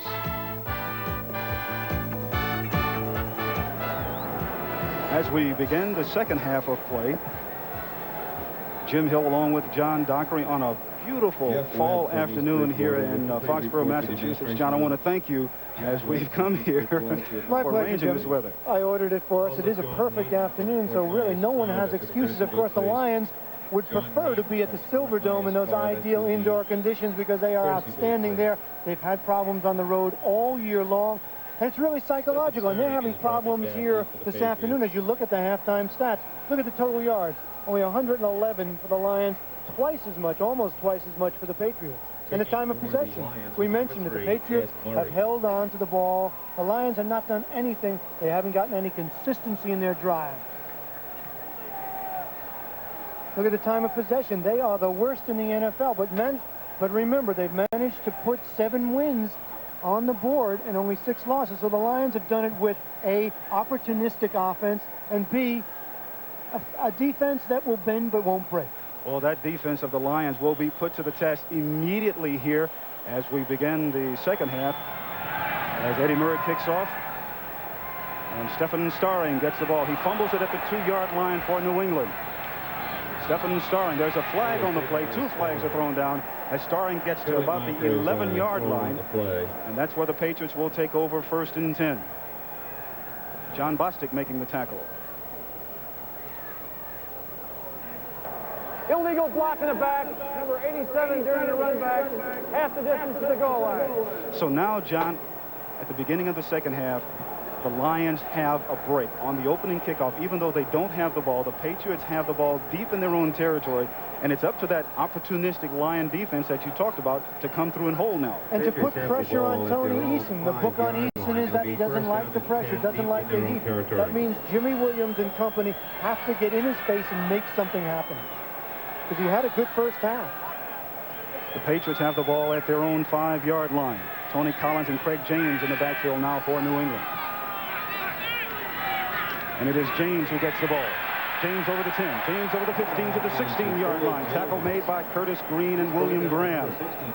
I mean, that's just an example of Craig James, the style of runner he is. He has that great cutting ability. He follows and sets up his blockers. He makes people miss. Watch him right here. Cut back against the green. Takes it upfield. Wraps those arms around the ball. Not to cough it up because he knows he's deep in his own territory. 57 yards this afternoon for James. Getting close to that 1,000 yards. He needed 88 going into this afternoon's ball game. And he picked up enough yardage for the first down. And he has it again. James bouncing around to about the 19 or 20-yard line. Keith Ferguson making the tackle. And that's where most people have had success running against the Lions, right up the middle. They certainly have. They've had success across the board. I mean, the Lions on an average are giving up over 150 yards rushing on the ground. That's one of the worst in the NFL. You know, John, we see here in the second half already, the Lions have made a defensive switch. William Gay, who started at the left end, is now at the right end. Keith Ferguson is now at the left defensive end. They're trying just about anything they can. Second down now for New England. Neeson is back to pass. James almost makes a one-handed grab as he's covered there by Jimmy Williams out of the backfield. Well, you mentioned that change on defense. William Gay had been on the left side. He's better over there. And they moved him because of Ferguson. Now they're switching him back. They need to do something on defense. Maybe a 4-man rush. Come with the linebackers on the blitz. Make something happen. Or the Patriots will just, you know, run down, and come away with the victory. And there's Big William Gay. I was shocked, Jim, when we talked to him last night. Yep. And he mentioned the term, you know, I don't think I'll be in Detroit next year, and I might even be released.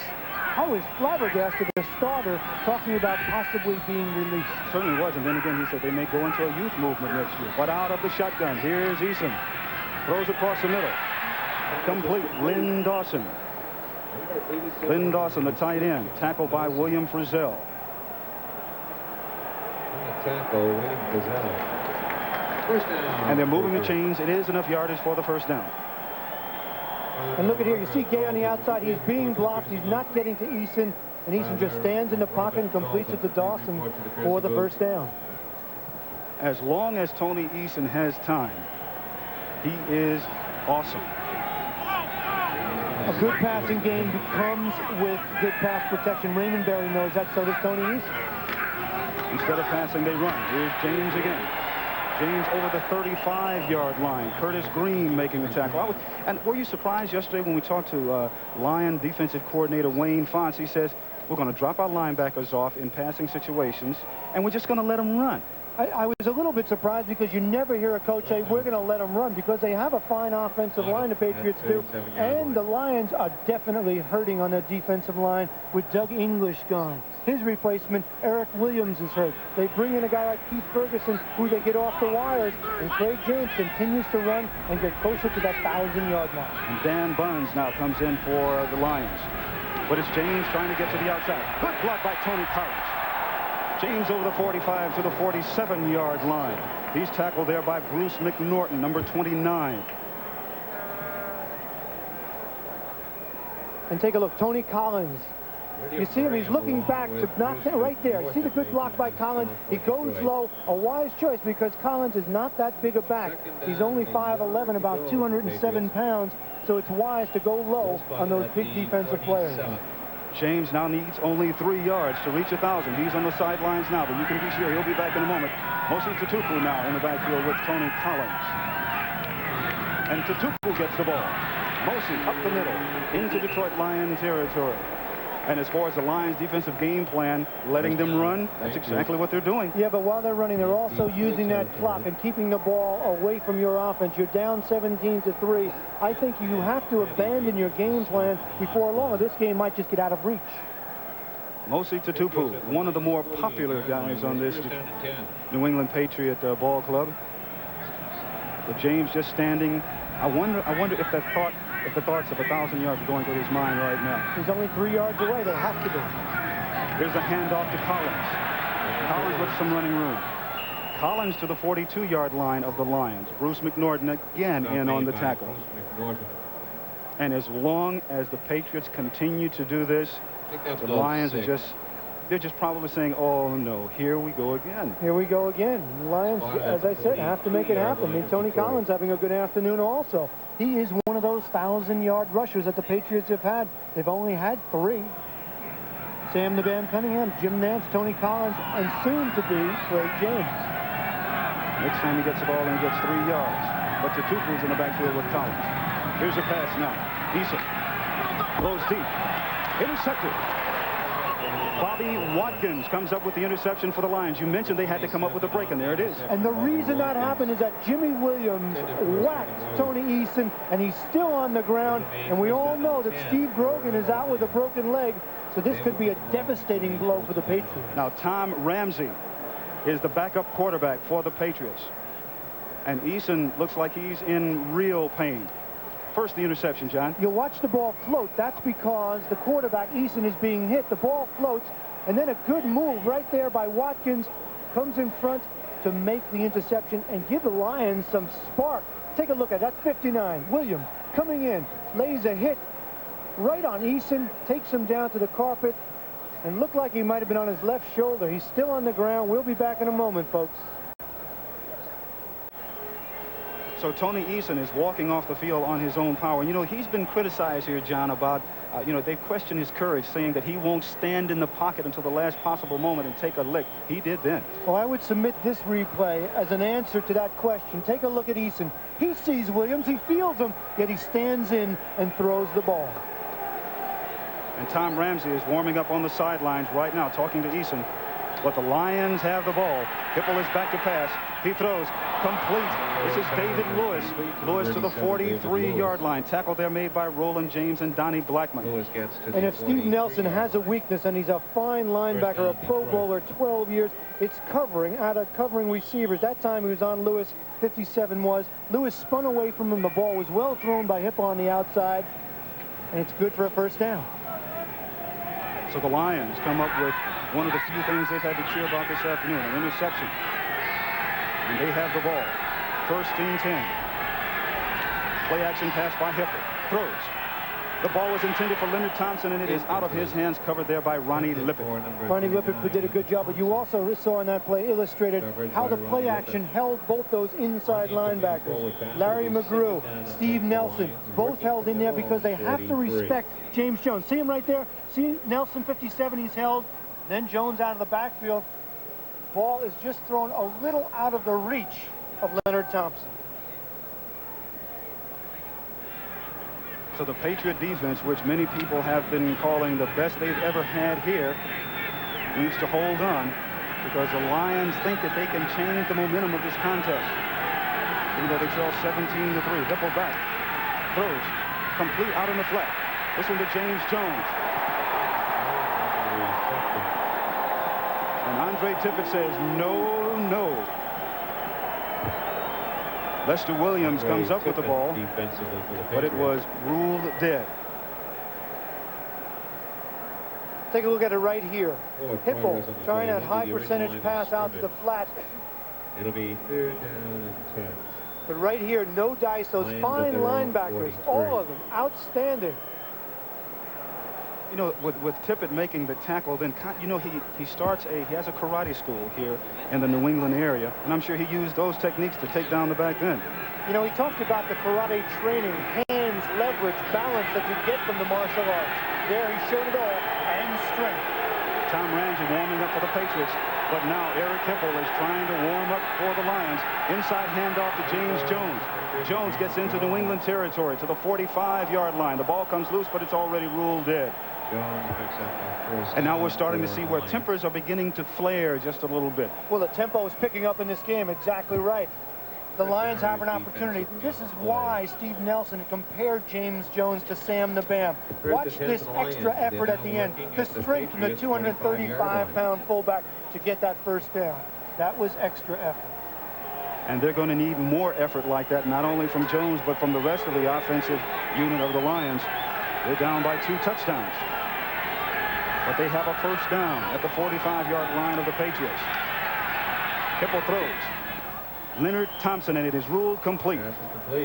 And you get a sense the rhythm, the momentum of this game is changing. The Patriots, a veteran defense, should be able to deal with the disappointment of A, having their quarterback go down, and B, having an interception and having to hold an offense. But you get a sense that Hipple's finding his rhythm, and when he does, he can be dangerous. We mentioned him being a Dr. Jekyll and Mr. Hyde type of quarterback. At times he looks great, other times you wonder what he's doing in the NFL.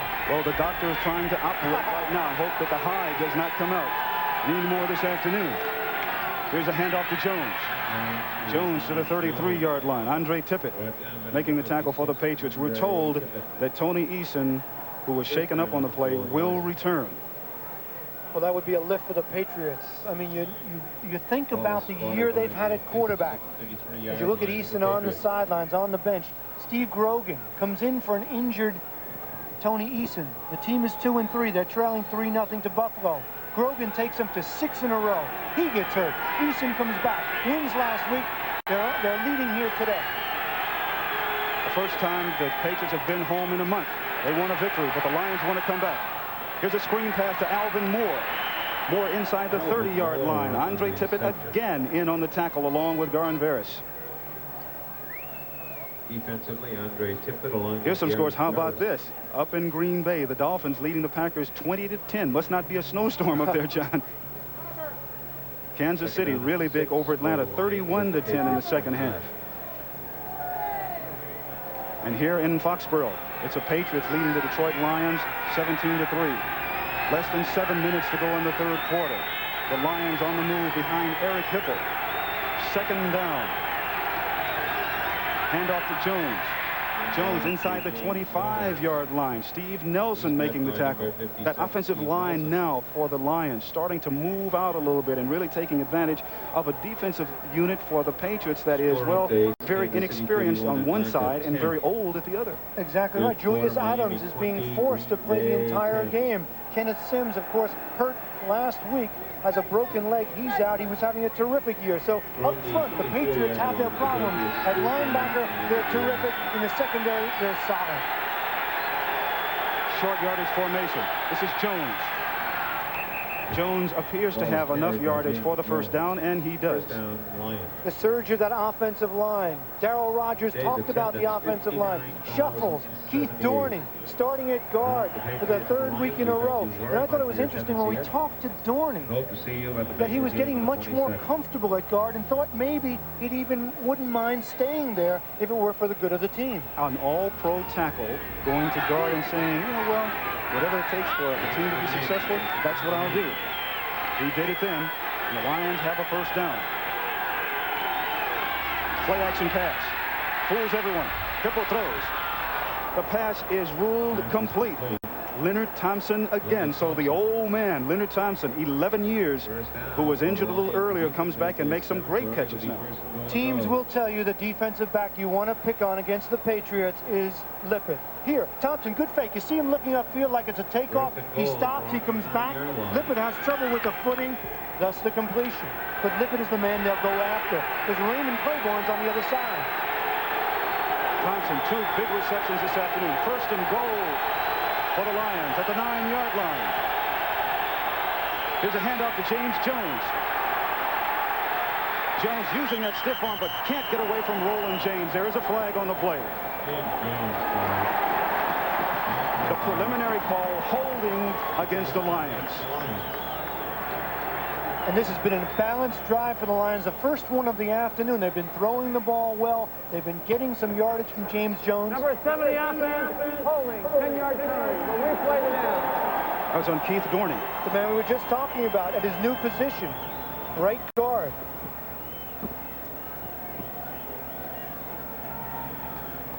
But that can short-circuit a drive. Now it makes it first and about 20 yards to go, rather than having decent position down closer to the goal line. The Lions now with 3 wide receivers. James Jones is a lone setback. Play action pass. Hipple rolling out, throws back. The ball is tipped into and out of the hands of David Lewis. Intended for number 87, David Lewis. Hipple got time here because number 72, see him pulling out there, peels back and gives him time, but the ball is tipped right there, and Lewis had a chance for a moment, but he's hit by Steve Nelson, and the ball pops loose. Garwin Veras was the gentleman, number 60, who tipped the ball, and that was the big reason for it being an incompleted pass. Of course, Veras, number 60, is the rookie out of Stanford, who they're very, very high on. He's in for Sims. Hipple has completed 12 of 24 for 111 yards. With 4:43 to go in the third quarter, Hipple back to pass again, throws across the middle, hit at the line of scrimmage. Donnie Blackman knocking the ball down.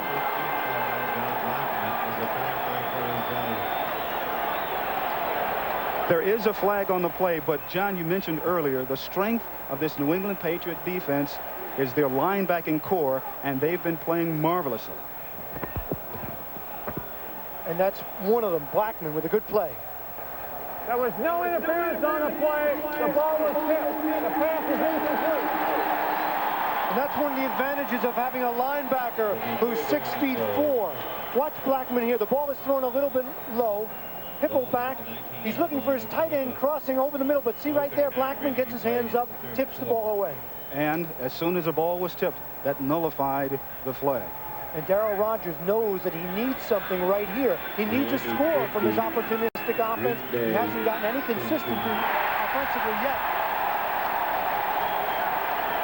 The reason for the cheer here, they just put up on the scoreboard that Miami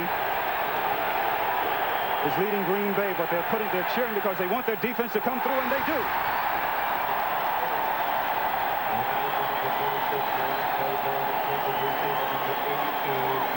Raymond Claiborne knocking the ball away from Pete Manley. Great athletic ability, great ball reaction by Claiborne. The ball may have been thrown a little bit late. Watch it right here. Claiborne comes back, gets his left hand in, and knocks the ball away. So Eddie Murray now in to attempt a field goal. The ball will be spotted at the 27. This will be a 37-yard field goal attempt. And it is good. So Darryl Rogers is cheering on the sidelines. He got 3 more points. It's now 17-6. You stay with us. We'll be back in just a moment. It appears that Tony Eason will return when the New England Patriots get the ball. You remember he was injured earlier on a blitzing tackle by Jimmy Williams. He's not having a bad day at all. And I tell you what, they talk about his courage. He's shown us a great deal of intestinal fortitude this afternoon. Eddie Murray now kicking off now for the Lions. This is Stephen Starling at the 10-yard line. Starling, first contact is made by Pete Manley at the 22-yard line of the Detroit Lions. So the crowd here in New England cheering a little while ago because Green Bay scored against Miami. But look at this score. Cincinnati 36-3 over the Dallas Cowboys. Oh, you know the Giants are cheering that score. Whoa. Absolutely amazing. Here's what the crowd here was cheering about. The Packers are coming back against the Dolphins, and the crowd really went wild here when they heard that. Chicago 10-3 over the Indianapolis Colts. That also in the second half. Tony Eason back in the lineup for the Patriots. Handoff to Craig James. He needs 3 yards to get 1,000, but he doesn't get it. William Gay making the tackle for the Lions. And Tony Eason, the report was that he was just shaken up. There was actually no injury. He was just shaken up on that hit by Jimmy Williams. Now it appears that Bill Gay is hurt for the Lions. Looks like he's holding his left side. He's been moved around so much this afternoon. Started out as a left defensive end, moved back to the right defensive end here in the second half. Now he's coming out of the ball game. Surprised John and I both yesterday with a statement that said he may not even be with the Lions next year. That he expected he might be traded or even released. Of course, earlier in the year, Bill Gay had a very many poor games. He started to pick up last week when he had 3 sacks against the Jets. Martin Moss from UCLA comes in to replace Gay. Second down now for the Patriots. The pass into and out of the hands of Irving Fryer. And the Lions doing a great job then trying to cover the ball, thinking that the referees might rule it a lateral, but it was not. They get 3rd down and 12, the 21. Irving Fryer, who has returned to punt this afternoon of 47 yards. And remember Irving Fryer, I mean, shoulder separation in '84. He had some ribs this year and hates that label of being injury prone. Considers himself to be a tough guy. There was an article written about him, said he was injury prone. He had that article Xeroxed off and put it up in every room of his home just to remind him of that, because he wants to get rid of that, and he absolutely hates it. William Gay is back into the lineup. Low snap from center. Eason. Fryer finally makes the catch. Great concentration by Irving Fryer, running a crossing pattern. He bobbles the ball, but then he hangs on to it. And maybe that notebook that he keeps is doing some good here. Remember that notebook he had out on all the defensive players from the Detroit Lions? Here, he tips the ball. Jimmy Williams actually got a hand on it, tipped it. The Fryer kept his concentration and came up with a catch. Remember, he was studying his notebook and said, well, I think we can run this on Watkins and this on McNorton. Shows just how scientific this game really is. It is first down now for the Patriots. Hand off to Collins. However, this is Craig James. Craig James right up the middle. Tackle there is made by Steve Buck. And you talk to Craig James and you talk to him about the offense and his buddy Tony Collins and the type of backs that they would like to be considered, and they compare themselves to San Francisco, you know, to the Wendell Tyler and the Roger Craig, and Craig James is getting into that elite company, and that's what he wants to be recognized as nationally, as a guy who can get 1,000 yards. Well, he's only 2 yards away from it right now. And he's in the backfield. Eason back to pass, however. Throws across the middle. Intercepted. Demetrius Johnson. There's a flag on the play. And Demetrius Johnson, even though there's a flag, Johnson will score for the Lions. Johnson goes in for the score. There is a penalty marker. Now there is a flag on the play, but Demetrius Johnson, who Wayne Fonz says has been such a pleasant addition to the Lions secondary, returns it 41 yards for the score. But let's see what Gene Barth and the rest of his official crew comes up with.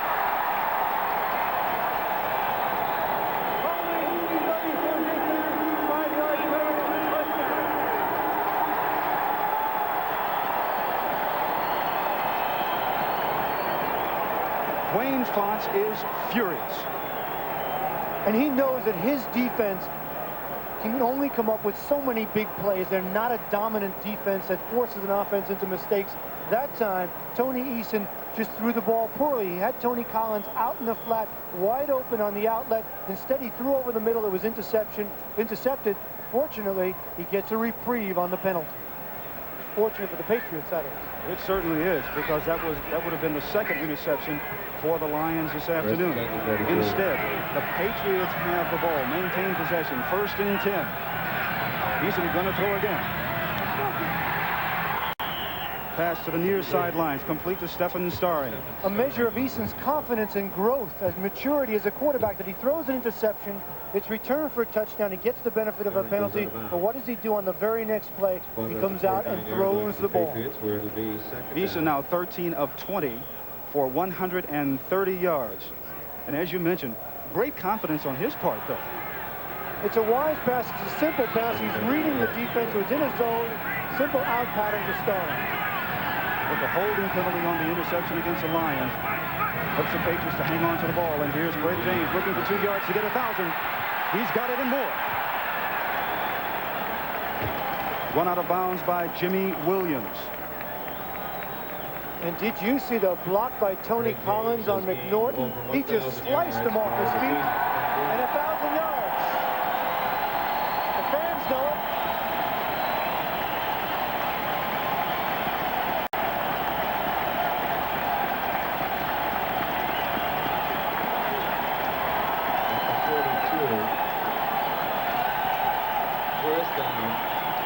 A standing ovation for Craig James, who has 94 yards rushing this afternoon. That puts him over the 1,000-yard mark for the year. And it's James again, trying to add on to that 1,000 yards.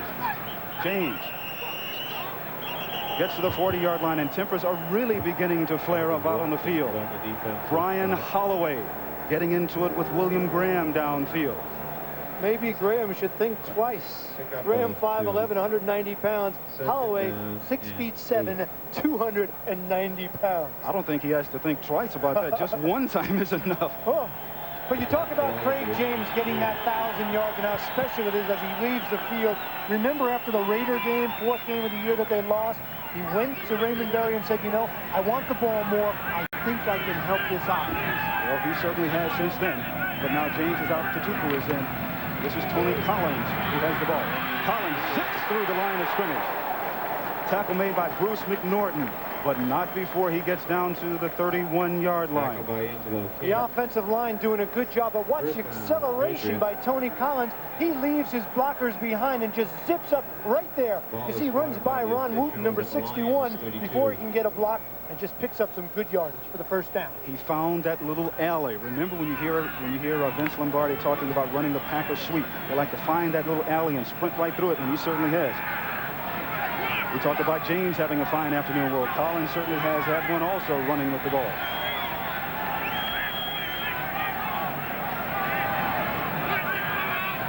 On 1st down. Here's Collins again. Runs into his own man in the backfield,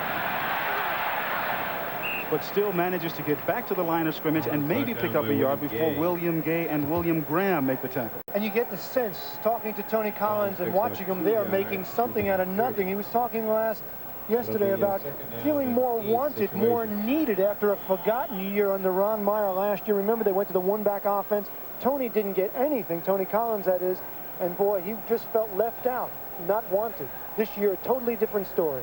And he had a nice conversation with Raymond Berry, and Raymond explained his particular role to him And once you know what your role is, that's when you start to have fun and get successful. Collins has been successful blocking and running this afternoon. The toss back to Mosi Tutupu. Tutupu inside the 25-yard line to the 23. Alvin Hall making the tackle. And Raymond Berry making it very clear to each of his players what that role is. Mosi Tutupu knows that he's a substitute for James, and there's a penalty on the flag as tempers are getting hot. Out to 17. But I was just saying, Mosi knows where he belongs. Collins, you mentioned his role, that of a blocker, part-time runner, and a pass receiver.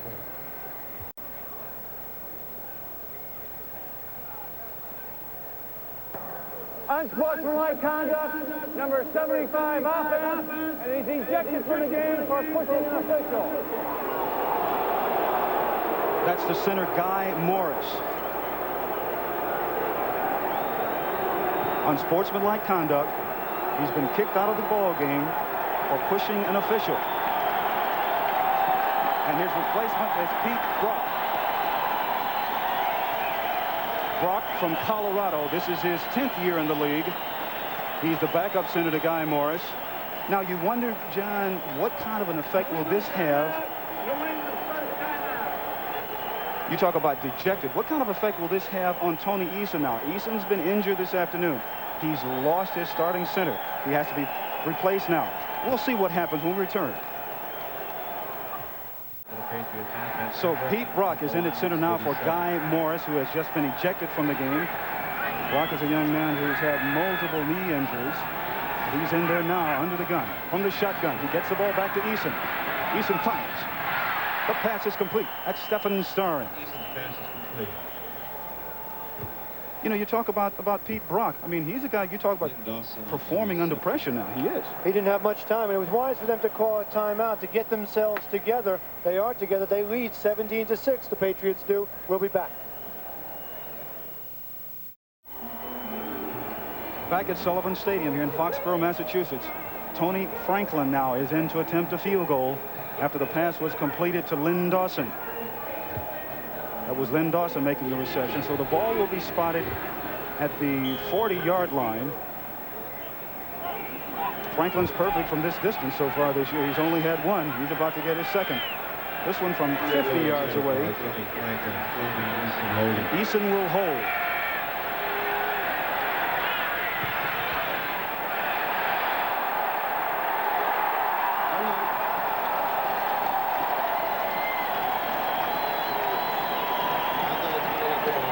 Well, the crowd tells you it's good. 20-6, and we'll return after this message from your local station. On location with Bob Hope, Monday at 7:30. CBS Sports coverage of the National Football League is sponsored by light beer from Miller. Everything you've always wanted in a beer and less.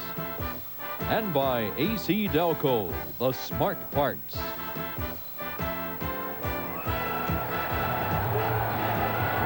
So, John, the 50-yard field goal by Tony Franklin equals his best as a Patriot. And boy, are both Tonys happy. Take a look at it right here. Yes, Eason knows right now. Franklin's waiting a moment. Yes, give me a hug. He probably says, way to kick it, big fella. Help me out. Yeah, okay, here's Franklin all set to kick off now. Patriots with a 20-6 lead over the Lions. The Lions in big trouble. This is Alvin Hall at the 14-yard line. Alvin Hall gets to the 26-yard line. That's where the Lions will take over after the tackle there was made by Brian Ingram. Feisty. Both teams frisky and feisty here in the fourth quarter. And maybe that has something to do with the attitude of their coaches. They want their players to be fresh and loose. Both coaches told us. And as Raymond Berry told us yesterday, he wants his team to have a full tank of gas in the fourth quarter. Good game here, but next Sunday here on CBS, the Giants going against the Cowboys, Green Bay and Detroit, St. Louis and the Los Angeles Rams. But the Lions really have their backs up against the wall. Here's James Jones. Jones run out of bounds at the 31-yard line by Roland James with 14 minutes and 39 seconds left to go. You mentioned running games. We've talked about James Jones all afternoon as being the entire running game for the Lions. Well, the Giants have also found the running game. Joe Morris about to go over 1,000 yards for them, first runner in over a decade since Ron Johnson did it, and he'll be up against Tony Dorsett next week right here on CBS. 14 touchdowns, Joe Morris. The Giants lead the NFL coming into today. That'll certainly be a good ball game. Patriots have played a great ball game this afternoon, but the Lions better get going in a hurry. Inside handoff to Alvin Moore. Now, John, even though they had a nice little run there, they're down 14 points. I mean, we have almost 14 minutes left to go. You think they should be starting to put the ball up in the air a little more? I think they have to, but they don't have that kind of an offense. They don't have a real drop-back passing game that can do those kinds of things. They really, their passing game comes off their run game, and they're afraid to depart from that. Well, I think they better get rid of that fear, because if they don't, they'll go home with another road loss. It'll be another long ride back. 3rd and short. Hand off to Jones. Jones is hit right at the line of scrimmage by Don Blackman.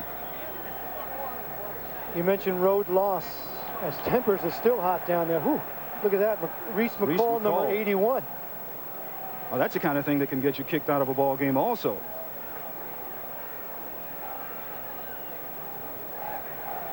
But you mentioned the road loss. It's a shame when you talk to the Lions, and they were saying, well, we wish the Silver Dome were portable so we could bring it with us.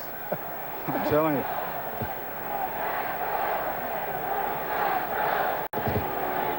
And it is enough yardage for the first down. 6-0 at home, 1-6 on the road, the Lions. But, you know, when you talk about their road loss, Darryl Rogers said yesterday, he said he thinks that record is blown out of proportion. There are only 2 teams in the NFL this year that have a winning record on the road. Chicago and the San Francisco 49ers. So it's first down. Handoff to Alvin Moore up the middle.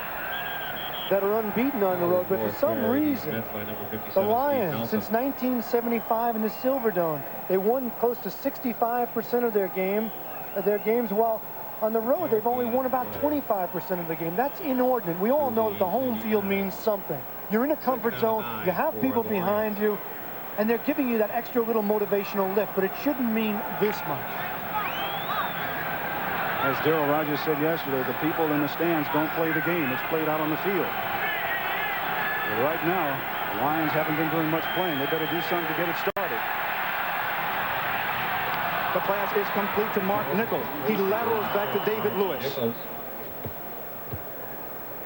So Eric Hipple completes a pass to Mark Nichols, who laterals off to David Lewis, and now Nichols comes up limping. Patriots territory. They are already short at wide receiver. We've talked about the loss of Jeff Chadwick, and now Nichols comes up limping, former #1 draft choice, who has played so well recently for the Lions.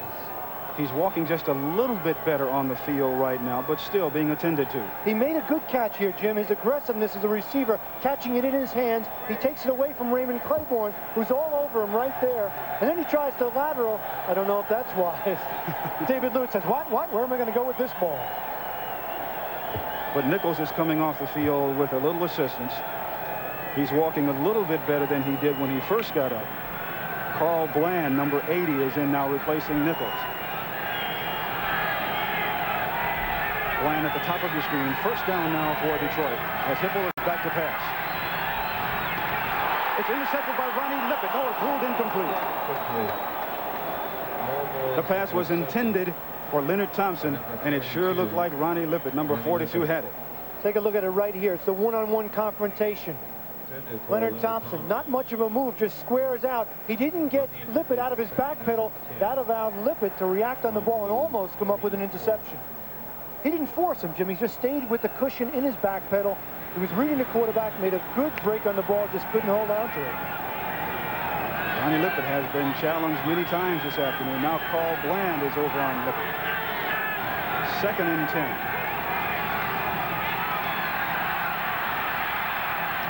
Across the middle, complete to Leonard Thompson. Thompson tackled by Raymond Claiborne. Do it any way you can. That time Hipple did it any way he could. That was his second wide receiver that he was looking at. Take a look at Leonard Thompson. See him use those arms to get away from Claiborne, then he just breaks inside. Hipple throws this ball sidearm underneath a rusher and completes it to Leonard Thompson. Now, Mark Nichols has come back into the ball game. That's good news for Detroit Lions fans. But Leonard Thompson has 3 receptions this afternoon. He had 3 touchdown receptions against the New York Jets on Thanksgiving. He'd love to get one into the end zone now. Hipple appears to be calling an audible at the line of scrimmage, as the Patriots are faking the blitz, but they come out of it. Hipple starts to run. And he's smothered as he gets to the 23-yard line. Steve Nelson and Andre Tippett in on the tackle. And Hipple looks like he's hurt now. The Bears leading the Indianapolis Colts 10-3 in the final period. And this is something that would really be devastating to the Lions. I mean, we talked about Eason's situation. Eric Hipple beat out Joe Ferguson in training camp for the job. And Darryl Rogers just said he put more points on the board. He moved the team better.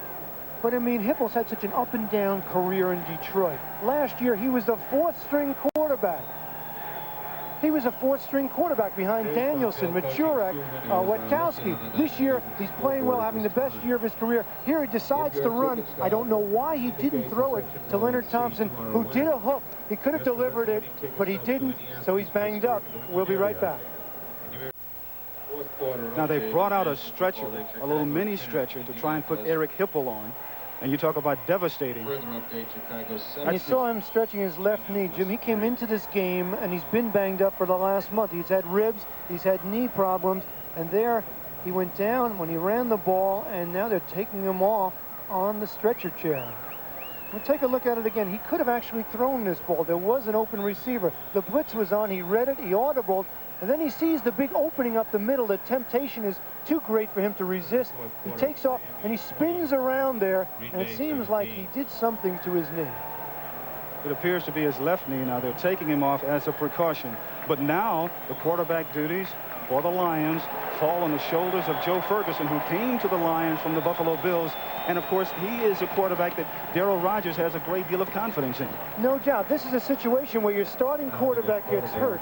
You want the veteran who's been around for 13 years to come in and be comfortable taking over your team.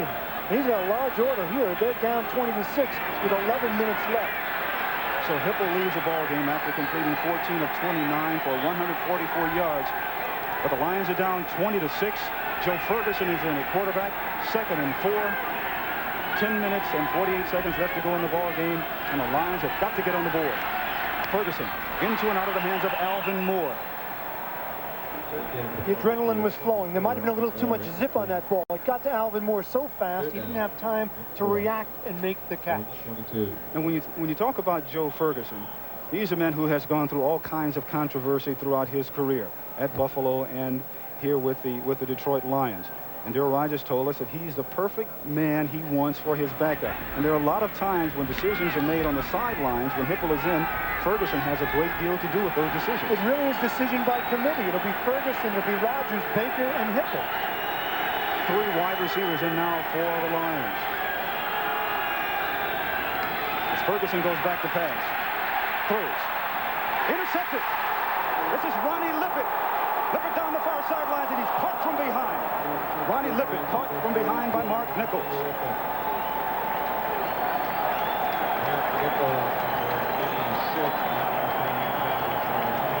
Interception returned by Lippett of 35 yards. Take a look at it right here. The reason is that Veras got pressure on the quarterback. Hit him just as he was throwing, and the ball is poorly thrown. Lippett comes up, and but for a good play right there by Nichols, Lippett had some open field in front of him. But take a look at the pressure. That's the reason. Here it is. Watch Veras and company. See the backside. Veras gets his hand on Ferguson's arm, and that's really the thing that caused the interception. Second interception of the season for Lippett. But here's the ball that is thrown back to Greg James. And James spinning, looking for that hole, picking up about 4 or 5 yards before he's tackled by Demetrius Johnson. And a tough beginning for Joe Ferguson, throwing an interception. A tough spot to come in a game where you're behind against a good defensive team. Coming in cold, the adrenaline starts to flow, and you get hit with some pressure right away. So Patriots are in good position right now, 20-6, 10 minutes left. And they have the ball. And they have been doing exceptionally well running the ball this afternoon. Craig James has rushed for over 100 yards. Give him over 1,000 for the year. This time it's Tony Collins with the ball. Collins run out of bounds by Jimmy Williams. Down by number 59. Well, one of the problems that the Lions have had all year long, Jim, is runners going over 100 yards. I believe 9 runners and now 10 runners have gone over 100 yards against the Detroit Lions. Their defense is just not that strong. Now, Hipple, when you look at this, the first thing that may come to your mind is some kind of hyperextension, because when you see him there working the knee and trying to put some kind of pressure on it, you think of a hyperextension, but you know they're going to take every precaution before they let him go back into the game. 3rd and 6. Eason from the shotgun. Throws. Lynn Dawson out of the backfield, and it is incomplete. Tony Eason knows that he didn't set up. He knows he threw off balance with his arm. Yeah, he's saying I should have set up. It would have been an easy completion, but I didn't. I threw back and up. I just used my arm. The result, I threw it away. We're told that Hipple has a sprained left knee, and it is questionable if he will come back. But knowing Eric Hipple, as you and I both do, you know, if there's any way possible, he's going to try and get back in there. He is one tough cookie as a quarterback. And remember, Jim, they're 7-6. They're trying to stay in the playoff hunt. They don't have much to wait for. They got to win this afternoon to stay in the playoff picture. Rich Camarillo now punting for New England. This is Pete Manley. He drops the ball at the 6-yard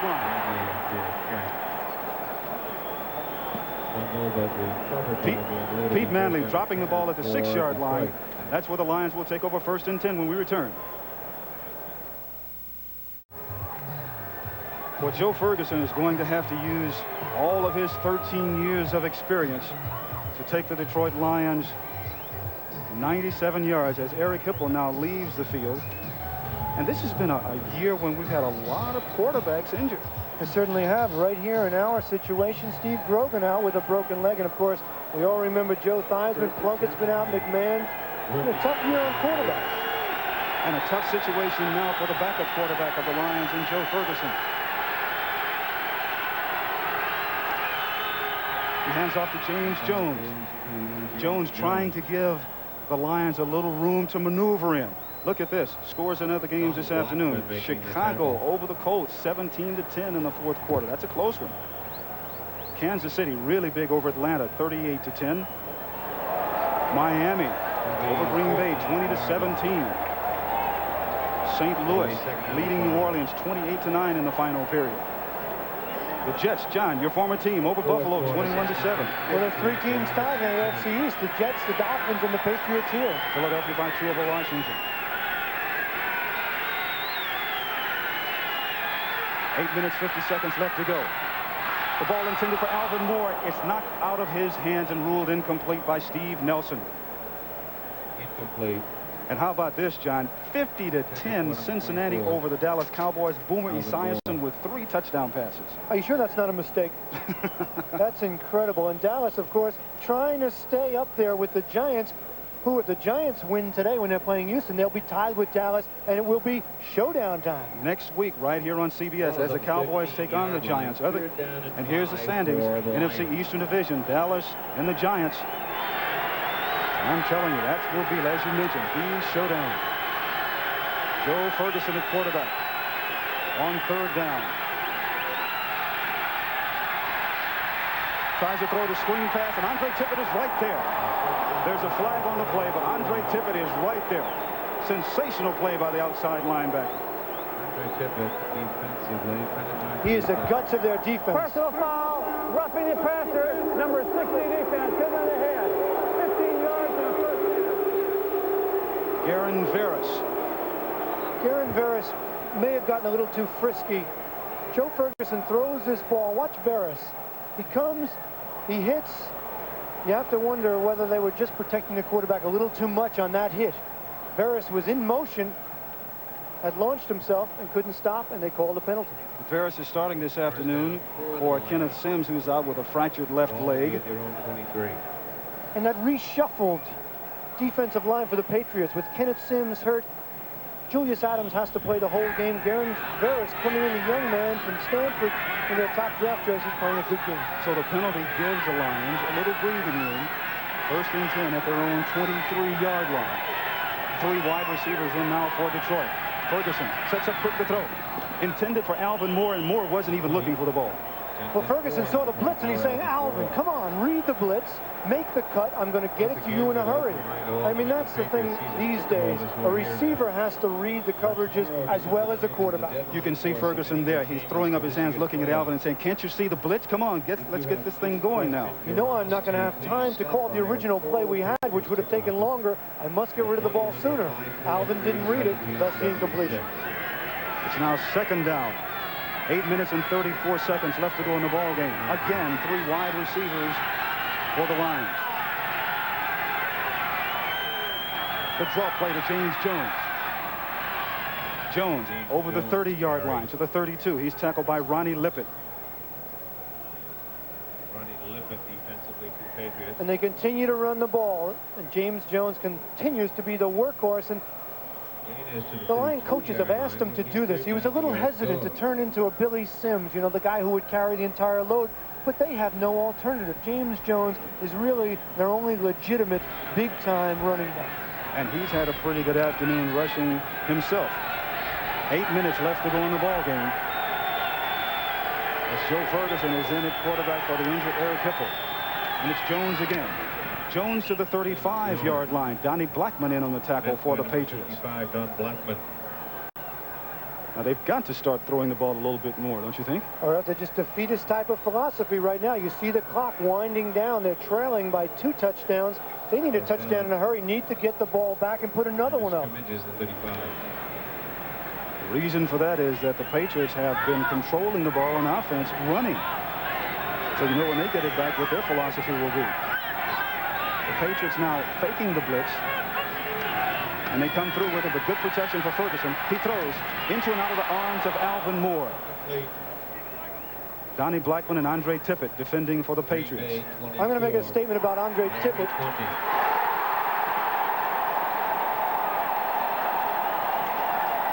The loud cheer you hear, the Packers are now leading Miami. That's why the crowd is going in an uproar now. They didn't care much about that incompletion. They want to know that the Packers have come back against the Dolphins and have taken the lead. There's the score, 24-20.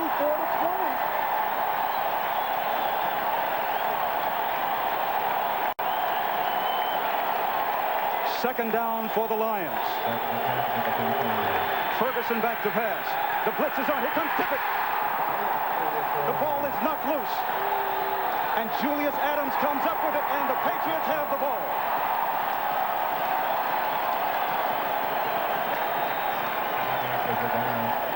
The Patriots have the ball, and the Lions are becoming more frustrated as the game gets closer to the end. You just saw Lomas Brown, number 75, fighting. But there's number 85, Julius Adams, who says this will be his last year. Number 85 is gone in 85. 37 years young, forced to play the entire game for the Patriots.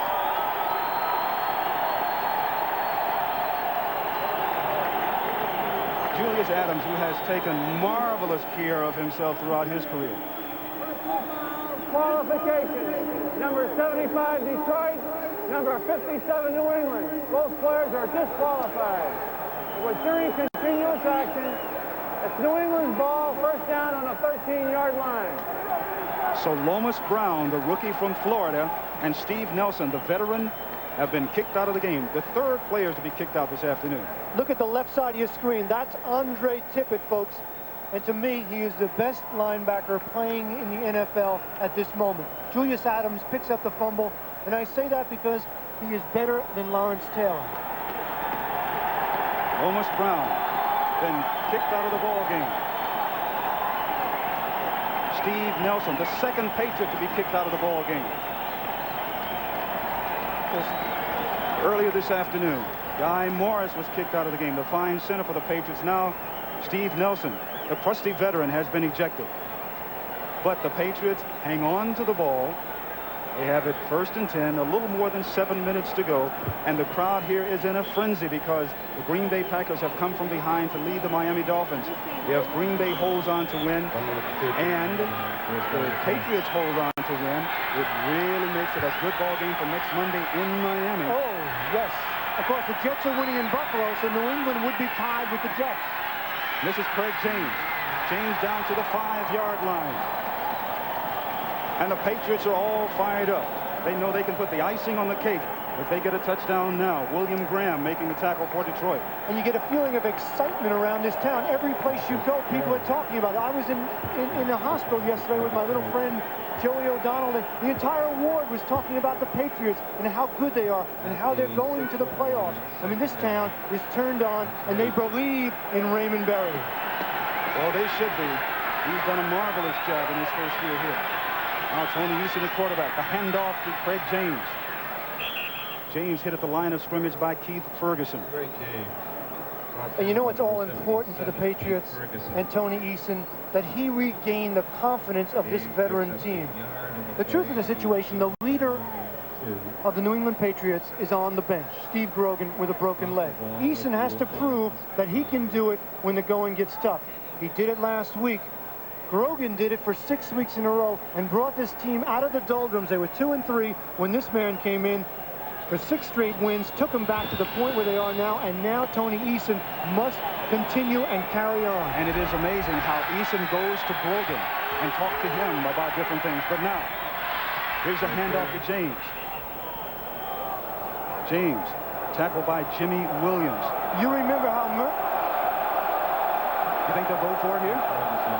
I think they'll probably just go for the field goal, so it will require 3 scores to beat them. Now see, here's where you have to be real smart about things. And I get the impression here that Raymond Berry is doing the smart thing. No doubt about it, Jim. Look, it's 20-6, 2 touchdowns would tie this game for the Lions. Now that's a long shot, but 3 scores just about puts it out of reach when you have 5 minutes left in the ballgame. And you have someone in like a Tony Franklin who can kick from great distances. From this distance, he's 4 of 6. He has not had one block this year. This will be a 22-yard field goal attempt.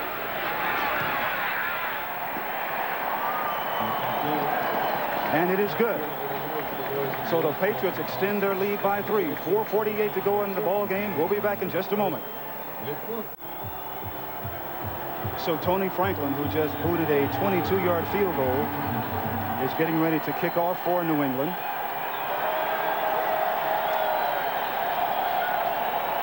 And as we talked about the crowd so much this afternoon, giving their club a standing ovation.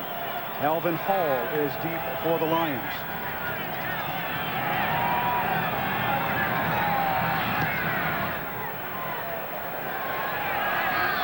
This is A.J. Jones at the 7-yard line. A.J. Jones gets over the 30 to the 32-yard line. Tackle made by Mosi Tutupu. You know, John, at the beginning of the year, Raymond Berry told us that his squad had been sailing around the harbor in training camp. Now they were heading out to sea. And we asked him yesterday, we said, how has your voyage been? Yeah, you know, and he said, we hit some headwinds, but, you know, we're on a steady course. And we had a good midseason navigator in Steve Grogan. That's right. But there is the captain of the ship. He's the captain of the ship, and I think he's also satisfied with the new navigator, Tony Eason, and the remaining schedule. Tough next week at Miami, Monday night game. Then finishing up at home against Cincinnati. Joe Ferguson in the quarterback. Play action pass. Throws. The pass is intended for Leonard Thompson, and it's knocked down there by Ronnie Lippitt. And you look at Miami next week on the Patriot schedule, but you also look at Cincinnati, and they are still in the playoff hunt. And after what they did to Dallas today, they're going to be feeling their oats. So it's not easy sledding for the Patriots. I mean, today was actually an easy game for them. Lions came in, they're away from home, they're terrible on the road, they don't have good statistics, they're banged up, so the Patriots got on top early and didn't let up. But next week it'll be a little tougher against Miami, and then they have Cincinnati, so playoff is not wrapped up by any stretch of the imagination. Certainly isn't a second down now. Handoff in the backfield to A.J. Jam Jones. There is another flag on the play. Now Keith Dorney is getting into it. Andre Tippett making the tackle. Keith Dorney along with Garn Veris. The frustrations continue to show. Final score, Chicago has defeated Indianapolis 17-10. Personal foul, number 70 offense. After the play was dead, during continuous action, the down count plus 15 yards. So Keith Dorney is the individual who the penalty was called against. And he was all smiles and laughing and joking when we talked to him yesterday, but those smiles have turned to frowns this afternoon. Our final this afternoon, the Bears beating Indianapolis by 7 points. 17-10. Chicago continues to roll on. You have to sense Chicago was a little down after losing to Miami last week, but you can bet they will not be down when they go to the Big Apple next week. They better not take on the Jets. That's next Saturday. Whoa. Right here. Jets need a victory. They have to stay in a playoff hunt. Right here on CBS at 12 noon. Walter Payton scoring in the ball game this afternoon for the Bears. Third down now for Detroit with Joe Ferguson at quarterback. Ferguson throws. Look out, Pete Manley catches the ball, and he catches a helmet right in the back of his head by Roland James.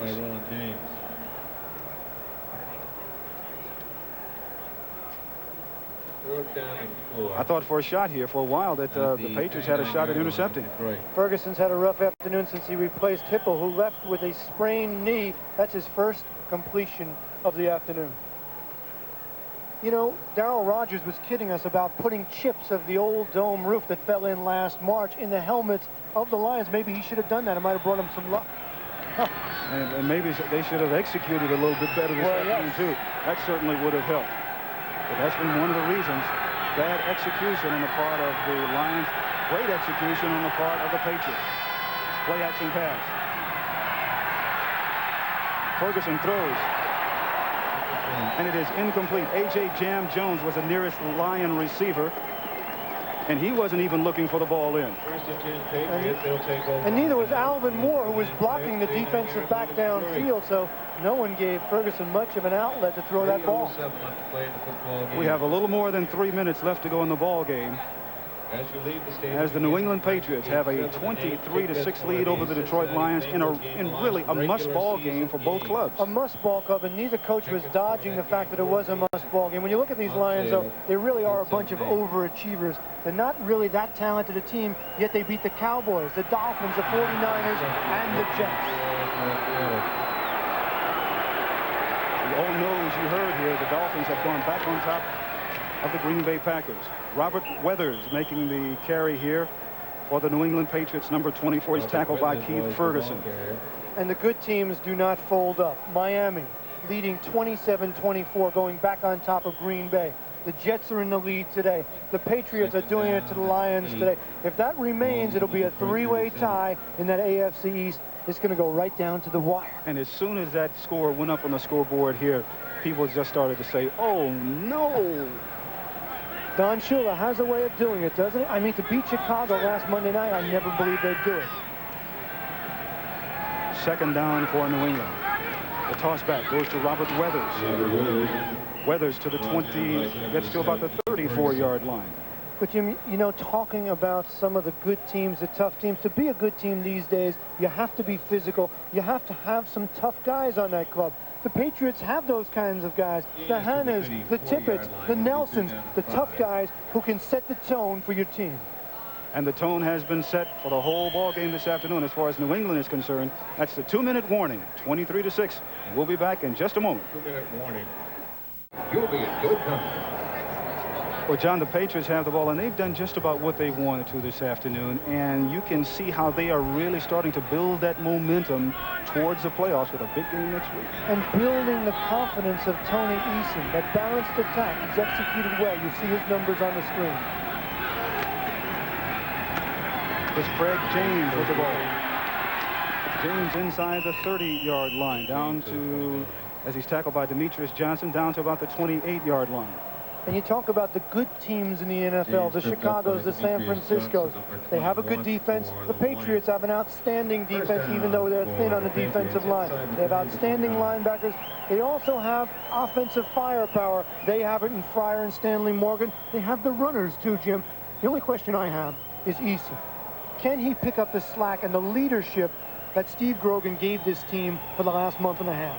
And the big question mark surrounding Eason is going up against a good, solid defense, which he will face as Miami is starting to grow on defense. They're getting better. We just saw Greg James leaving the ball game. Robert Weathers and Mosi Tatupu in the backfield now for the Patriots. Tony Eason remains at quarterback. Here's Robert Weathers. Weathers inside the 20 to the 17-yard line. He's tackled there by William Graham. These last two games will be all important for Eason because they've been against relatively inferior competition, the Colts. And this afternoon, the Lions, even though they were 7-6, they were doing it with some luck and some mirrors. He's had a good day. He's gotten his feet wet, 2 wins, and now next week he's going to be called upon to do it against a good club. And the taking it one game philosophy at a time for Raymond Berry has started to pay off more and more. Remember yesterday he told us, if there's one thing that really aggravates me to no end, it's that if we start to look past one team getting to another. And Raymond Berry's philosophy is to have his team ready late in the season, that full tank of gas. And certainly today, the Patriots had a full tank of gas, and they put it to the Lions. Well, the New England Patriots have done a marvelous job, not only throughout the course of the year, but especially this afternoon, in a must-win situation as the clock runs down. And you see Darryl Rogers, the head coach of the Detroit Lions, coming out. There's Joe Ferguson talking with Steve Grogan. The New England Patriots defeat the Detroit Lions 23-6 behind a marvelous effort by quarterback Tony Eason, who not only ran well, he scored the first touchdown, but he threw some great passes. He certainly did, and he also got some help from Craig James, who went over the 1,000-yard mark today for the New England Patriots. So he has an attack that's balanced, something, and it's a new offense, something that Raymond Berry wanted when he came in this year. He changed the offense dramatically. He said, I want that balanced San Francisco-like attack, and he's starting to get it with his young quarterback, Tony Eason, back at the helm. Eason has shown great maturity, and we're going to have... Eason has shown, as I mentioned, great maturity this afternoon. He was a little crusty when we talked to him a couple of days ago, but I think that's the kind of attitude that you have to have in order to have a good, solid quarterback. Now, don't forget, coming up next, the NFL Today postgame show with all the scores and highlights from around the league, and there's been some marvelous action this afternoon. Once again, here from Sullivan Stadium in Foxborough, Massachusetts, it is the New England Patriots with a great day, defeating the Detroit Lions by a score of 23-6. We'll be back with the postgame show in just a moment. Kansas City was leading Atlanta 31.